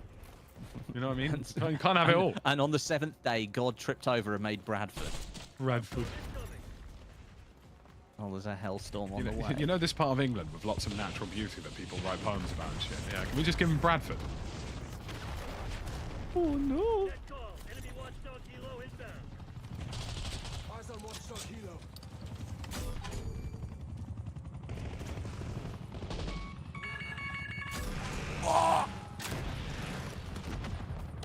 Okay. I'm getting kills, brother. Watchdog Hilo engaged. Bristol I can live with. I don't mind Bristol too much. Bristol's okay. Kent really bother me because Kent pretend they're in London, but they're not really in London. They're also pretend to be French, but they're not really French.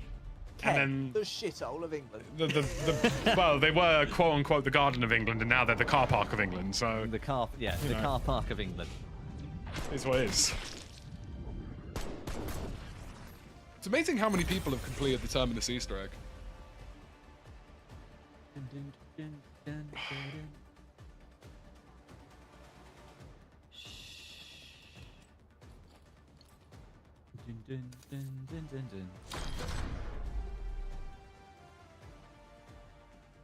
Staggering reports suggest that PGMOL was made aware of a video circulating of David Coote shortly after it was recorded.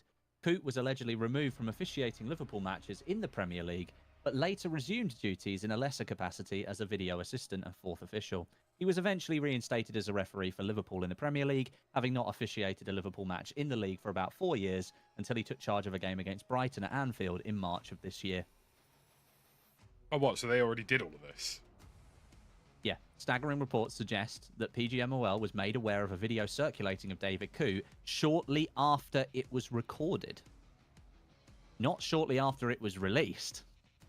So the PGMOL already knew about this, and then they've decided to carry on? That's ridiculous. That is utterly ridiculous. They covered it up, and then they lied about it. What the hell? PGMOL masterclass. Well, I didn't realise, Lackey, that PGMOL is a limited company. The L stands for limited. They are their own limited company, which is then basically employed by the Premier League and the FA and the EFL to deliver professional referees for matches. Somehow I'm not shocked. But the whole point of that is that it was supposed to improve the quality of refereeing because they're professional referees. But they don't do that. I think the only other country in Europe that has quote unquote professional refereeing agency? Is it Italy? Is it the only other one? I don't know. But like, that means that at any point, I think the Premier League can give 7 days notice to break with the PGMOL, and it can just walk away. Do it. Get me that guy Turpin. Have some bollocks and do it. Oh, mate, honestly. Did you hear the chants at the Chelsea Arsenal game at the weekend? Michael Oliver, it's all about you. The whole stadium was singing it, like Arsenal and Chelsea fans together. They were singing it together. Well, the biggest dividing factor of all this stuff in the past has just been fan tribalism, and now they're all starting to come around to the idea that maybe the whole league needs to just get it right. Yeah, absolutely. I mean, it's bloody awful, mate. Because obviously it is, you know, don't get me wrong, it is funny that, like, you know, someone basically went, yeah, Jurgen Klopp's a bit of a knob. And that is genuinely hilarious. But there's no denying that it does raise a bunch of questions about, like, generally officiating. Yeah, absolutely. Is it really that big of a deal, the fact that he said he didn't like a manager? Yes, because he's officiating a competitive football match which has a financial outcome at the end of the season. If they were all just playing for a bag of chocolate buttons and who pays for the beers at the bar afterwards. And also, he's a bloody no Notts County fan. Why does he have such strong opinions about a Liverpool manager? Yeah. Michael Oliver is the worst ref in human history. I wouldn't quite go that far. Mike Dean exists. Mike Dean does exist. Anthony Taylor also exists. I mean, the Arsenal game where he stood there and watched Havertz go up against the keeper and then stand there with his whistle in his mouth, waited until the ball was clear, and then stopped Havertz from scoring. I mean, I'm sorry, mate. You literally just sat there and waited for him to have an opportunity to score and then decided to blow your whistle. Yeah. Like, that is utterly ridiculous. I mean, and then he starts going, no, no, no, and on the pitch, and, like, all the players are just screaming at him. You only need to look at Anthony Taylor's track record against Chelsea. Like, it's horrific. He should not be allowed to officiate Chelsea games. None of the referees. The problem that we've got now is that all the referees have had bad experiences against certain teams, which then leaves fans thinking that they're, well, and you see it sometimes with the decisions. Yeah. Decisions go against them that they shouldn't. It's like, if there's not a rotating amount of referees that come through, and referees that haven't officiated these games, and they don't get moved around between the leagues, it happens too often. So, like, you end up with, like, all of this recency bias where they're going to keep making bad decisions with certain teams because of the experiences they've had over time. And I will say this. Over the last couple of years since VAR's introduction, I can think of very few controversial Champions League decisions. Yeah. Very few. Because it just generally seems to be better officiated. You get some referees that are more likely to, are less lenient than others, and some that like to stop the game more. But I will be honest, it does tend to be in the Champions League. At least the referees appear to treat both teams exactly the same, whether they're harsh, whether they let things go, whatever it happens to be. Like, at least they're treated fairly. Hardpoint active. Hardpoint locked down. You know? Yeah. It's an interesting time to be the Premier League, I'll tell you that much. Well, yeah, it is, because, I mean... They know these conversations are dominating their sphere at this point, surely. Like... And the Premier League they've got to defeat Manchester City. They have to win that. They have to win that for the integrity of the league. If they don't win it, then basically it's a free-for-all for all the teams that have got the owner capital to just spend whatever the hell they want, create some BS limited company and be like, yeah, my company's worth a huge amount and we're going to sponsor this team for 500 million. And then they'll just pump money in. If they don't beat Man City, they can't stop it happening. Yeah, it's crazy. That's got to change quickly.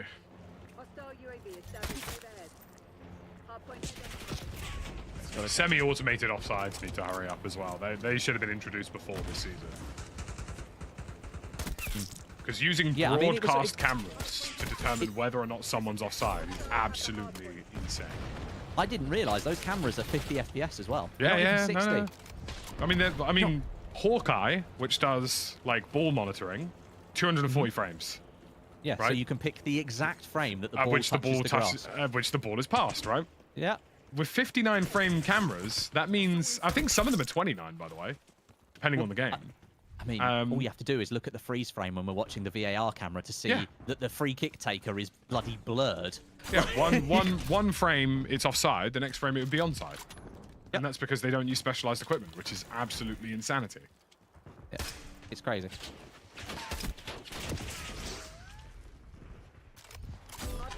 It's crazy. It's absolutely crazy. Westy tanking his KD point of view. Yeah, that's me. I've told you guys I don't really like 6v6. I'm purely doing this to try and rank up snipers. You guys know this. You know it. Regardless of views, at a minimum, he's brought his position and employer into disrepute, similar to any job, especially one in the public domain. Yeah, that's what David Coos done. It's ridiculous. I also think the people in the VAR booth should be an entirely separate employment line from the people refereeing. Yeah, I agree. Same training, but they shouldn't interact with them. They shouldn't be a crossover. It should be checks and balances without friendships. I'm not trying to be ageist here, but VAR is a perfect stepping stone for young officials to get involved with officiating. And then if they want to then move on to physical officiating on the pitch, they then must go through training again and learn to be a referee and then move on to refereeing. But you then can't have them backtrack to VAR. They have to move on to physical refereeing or remain as a video assistant referee. I think that would be a really good way of doing it. Because then that way you'd encourage more young officials to get involved in football because they could specialise in that side of officiating as opposed to being like, now I have to know all the rules of football and try my best not to re-referee every single fucking decision that I see through the camera because the official on the pitch got it wrong. Yeah. One of the weird things I find about VAR and stuff is they don't lean on it enough either. So like in the NFL, for example, right? If let's say there's like a catch or a touchdown that's a little contentious, right? Yep. By rule, every touchdown is automatically reviewed. So what a lot of the refs do is they just give it as a touchdown, knowing it will go under video review. Yep. Because if they don't give it as a touchdown, it won't be reviewed unless a coach challenges the decision. Yep. So it just makes sense to lean on the system, and it's it's just logical, right? Like that's how it works, right? And they always do that for most major decisions. Like most of the officiating in the NFL will say, we're going to give this one way, and then lean on a video review if necessary to make sure, like it's correct, right? Yeah, absolutely. And what blows my mind with referees in the Premier League, it's like, okay, well, why don't you just give the penalty? And then if you're not sure, like whether or not a referee has given or not given a decision shouldn't be an indication as to whether or not they think that is or isn't the case. This whole thing about it has to be a clear and obvious error from the referee is bollocks. It should just be the referee being able to go, I'm going to give this, but I want to see a video review just to double check. Is that okay? Yeah, just say, in real time, I think that's a penalty. But I want to check it. I'm not sure. Reviewed straight away. And they should be able to do that. They should just be able to say, I'm not sure about this decision.